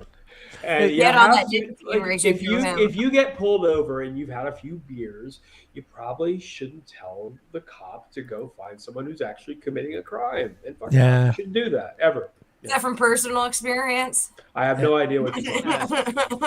Well, I don't understand the question. Well, there was a time. I mean, if you've been vaping long enough, you probably have been pulled over. I had been pulled over at the very beginning, about 12 years ago, by a police officer asking me what was coming out of my car. And I was like, dude, you do not fucking smell strawberries? I go, how much pot do you know smells like fucking strawberries? Because he saw this little... question. Well, not 12 years ago, Paul. Not 12 years ago. Life PD. Yeah. Which they need to bring that back. Come on, man. That was awesome. But like, do you know how many times the cops are like, I smell marijuana, and then they find crack? God, why didn't know crack smelled like marijuana? I mean, Jesus. See, to clarify, you should never like tell a cop to go fuck off and actually do some real do some real police work. I got arrested when I was a minor. I did that. I did it all, but I was young. Respect your law enforcement. Then back, when you're 13 years old, you can kind of be like a punk and everything. Minor in possession, know that one. No possession. Never got I had shoplifting, curfew violation, and then this one that's like, I'm not even going to sit here and say it because we're in like public thing. Well, I mean, as a minor, technically it's called home invasion, but I went into somebody's house. I didn't have permission. all the girls were stealing stuff from the house. So I took some lip gloss, peer pressure or whatever. I got to be cool with my friends and everything. And my parents were like, oh, we're not going to get a public defender or anything. And oh my God, that judge threw the book at me. I had a tether on my leg. It's a little criminal Lindsey. I identify with these kids vaping. Well, here's the cool thing. You weren't really just just raging to do that again, right? Well, I had dumb friends, okay? All my friends were the kids who actually went to juvie and everything. I remember my PO officer was telling me about how this guy was crying, and he's like, "You don't want to be like that." I was like, "Dude, I make all A's and everything. I don't really get in trouble. I hang out with stupid people, and I always get caught. I can't do anything wrong. I always get caught." Sometimes stupid people are a lot of fun. Or at least bad people. It feels pretty good being bad sometimes. That's my favorite. That's my favorite meme right there. Yeah, I'm with you on that one. It's okay, but this after I was disrespectful to an officer, that he decided to take me to jail, regardless of the fact that I was well below the limit that year. Anyhow, the point is, he threw me in jail. You've never had one of those, thank God. He threw me in jail regardless. It was crazy. Anyhow. All right. Before we head on out of here, I would like to ask Lindsey, where do you see vaping in 5 years? It's a good question. Like what, in America or globally? Just America. Forget Australia. We simply don't have time to figure that out. Yeah, we don't have enough. There's not enough YouTube video hours allowed for that. Just give us a little more time, like another. Well, if the FDA continues on their whole lack of recognizing the role that flavors play in helping adults transition to safer alternatives, I mean, I see a complete prohibition at the federal level, but I'm hopeful that some state organizations can work with their state, and you'll see it kind of like alcohol, where the state's going to come in and be like, no, we want access to this, and screw you. I mean, I've always argued for getting rid of the whole Tobacco Control Act, okay, because it doesn't recognize, it's not built to recognize newer products or products that are less harmful. So, I mean, I think it's going to be a battle, but I do think this year, I mean, I'm just seeing it right now, they are losing steam. And I hate being a conspiracy theorist, but this youth risk behavior survey data not coming out because it's state specific. I think that they're trying to bury it because you saw a decrease in youth vaping, and I think the opponent organizations can't continue on with the youth vaping epidemic. They're going to, and you're seeing it too now. If you start looking at they're going more after the menthol bans and menthol cigarette bans, and going after social equity and people of color. So that's hopeful. I think social justice is by far and away the most promising advocacy point from this point forward. And social justice, but I will sit here and say, the adult consumers are not in this conversation. Yeah, I know that. I've sat here at I've been pretty much at every single state hearing. A couple of the ones that I was invited to, okay, and I'm the only think tank that presented there. Yes, I'm going to brag about myself because I have to gain more confidence, but it's all about youth vaping, and we know that youth vaping is declining. What we need to be pointing out is that 45% increase in adult vaping, and nobody's talking about it because they're not being represented that well. Sorry, I did sit here and say it out loud, but yeah. And when it comes to Brian King, he needs to know that these ads that are running nonstop that talk about the brainworms, et cetera, those are actually, they might be reaching kids, but they're not smoking it and they're barely vaping. It's no longer an epidemic. What they're doing is they're making adult smokers think that vaping is just as bad as cigarettes. And where are your laser focused ads about the 23 products you actually have authorized? The ones that say vaping can help you stop smoking and in turn keep you from dying a really painful death. Authorized, yes. Yeah. Well, I'm just saying they have the authorized, and what good are they if they can't reach adults? Well, it was like Section 9. What is it? Because I did all those PMTAs. It was an APPH thing, the appropriate for protection of public health. And yeah, there's two things on it. You have to, what are you making sure that, these products are helping adults transition from different, more harmful products, and the other ones to make sure that people who are non-users, including youth, don't pick this up. Another thing that's interesting that I think is worth bringing up is people are talking, I guess Nicorette is being marketed to vapors as a way to quit now. There are a lot of people that I like. Will Trim. A lot of people on Twitter who have quit smoking with vaping and then quit vaping entirely. It is much easier to go from smoking to vaping to not using nicotine at all than it is to go from smoking to not using nicotine. And since we do have a lot of research showing that vaping is more effective than NRT, then that transition, that pathway makes a lot of sense. Yeah. So it's something to bear in mind. No one is going to And tell something me that. I'm going to one thing that does need to be, and the FDA needs to do it, and we need to like start, telling them this. TPA was able to present to the Reagan-Udall Foundation last year. One of the things that we brought up, and it was actually, I think it was American Cancer Society who came in after us, and they parroted the same thing we said.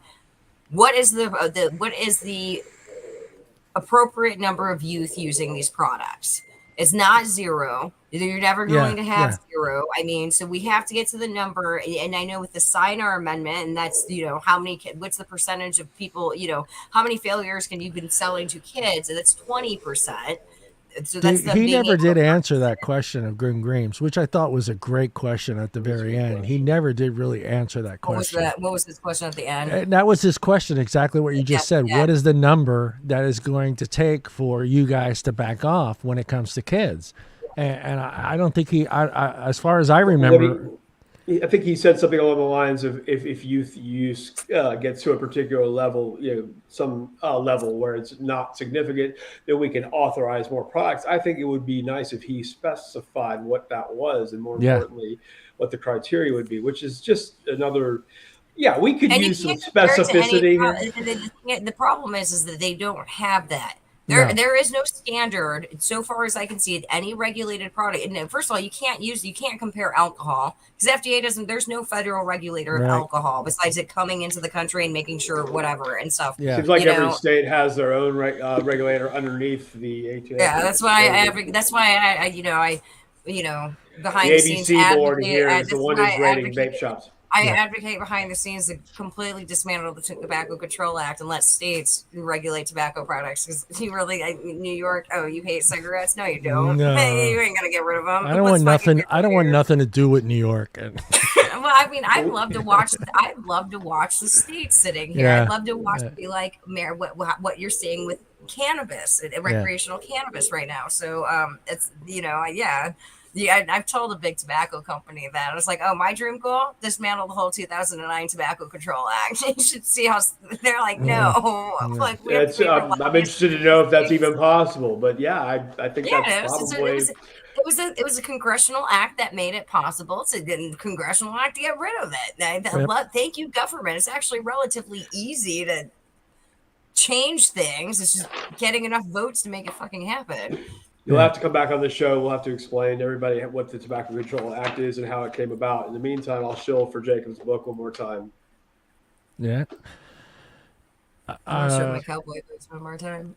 Actually, I want to see those one more. You were wearing those when Charleston. I swear you were. But no, not these Put some boots back up. I like those boots. These are sexy boots. I wear them in DC. They're my work boots, actually. Lindsay, when I used to be back on Facebook, you've been big boot chill for a long time. Oh yeah, dude. Well, I saw it with lawmakers. Lawmakers are sitting there wearing cowboy boots with their suits. Fuck that. I'm wearing cowboy boots too. I ain't wearing these stupid heels and crap. I mean, yeah, my legs look awesome, but dude, not worth it. Sorry. Are you actually seeing them wearing cowboy boots with suits? I thought that kind of. Oh yeah. No. Dude, yeah. Oh yeah, and actually, all kinds of honestly, I'd rather wear a nice pair of Bruno Malis than fucking cowboy boots. Yeah, but you're Cali. I'm Cali. Yeah, but the Wyoming guys. But yeah, I mean. Yeah. Wyoming, Oklahoma, and Texas. Yeah, they're wearing their Arizona lawmakers wear a lot of boots too. Can confirm. Well, Lindsay, I want to thank you for joining us again. Real quick, again, everybody. Let me put this up there. Where is it? There it is. If you are interested in joining Allison's study, if you are a vapor and you never smoked and you're over 18 years old, please email Allison. Please. Allison, and she needs your name, age, and email and phone number, and it's a study she's working on. So help her out, guys. If you know anyone, Please, shoot them. you are a unique creature. That's right. Yeah, we actually know someone, Morgan that used to do the show with us many years ago. She vaped because of anxiety, and it helped her cope. So if you know anybody and you send them this email and have them get in contact with Allison. Again, thank you, everybody, for joining us. Phillip and Hey, Lindsay. pleasure. And Thanks, again, Lindsay. It's great to see you. happy It was a National... sausage fest, but it was awesome. You were the True, only, true. yeah, you were the only one. Happy Well, International Women's Day. Allie would have been here, but it's her birthday, so I am Yeah, sorry. yeah. I'm so sorry. Hey, no, I'm just glad that you guys invited me on. I mean, it's an International Women's Day. At least you made sure there International was Women's some Day, that's right, baby. representation. You know, Covered our bases. We're lucky to have you guys in our Thank court. you. Yeah, so it works out. It worked out great having you on the show. Yeah, again, head on over there. If you know anybody that is vaping that because they never smoked, shoot Allie an email and let them get in contact with her. That'll help her out a lot. That's it for us. Thank you, Phillip. Thank you, Lindsay. Always a pleasure. Thank I almost called him Tim, and Paul. his name's it's Jew. It's Jew Phil now. It's Timothy, okay? not Tom. This is All Tim right, right here. I'm going This to is start Tim. throwing around Goyam, Waspy. What is that? Hey, I got Phillip's name right. All right, people. We'll see. You actually nailed Right that. That on. was brilliant. I'm gonna let Much you in love. on. Thank you, I'm gonna let everybody. you in on a little secret, Phillip. I've been doing this show and other shows for quite some time. I still get super fucking nervous when I start a show. Still to this day, and I've been doing shows now for like almost 3 years. But every time I hit that go live button, it's like my fucking heart rate goes from like 115 to like 185, like this. So It's yeah, anxiety. it is. I I get that at every hearing. If you're not excited, then you're not gonna. I'm be at excited your to have best. such great people on the show like you and Lindsay. So it's just awesome to have you guys here. I And, do. I and- make you and anxious. actually- Awesome. Thank you. yeah, and actually just have a show that's about advocacy, just focused on advocacy from beginning to end. And that's what I love about this show. So, Here, thank here. you. Yeah, thank you guys. And thank you for watching, people. Yeah, we'll Thank see you very everybody much, good people. next Wednesday. We'll see everybody next Wednesday at 6 p.m. Pacific Standard Time. Peace and out.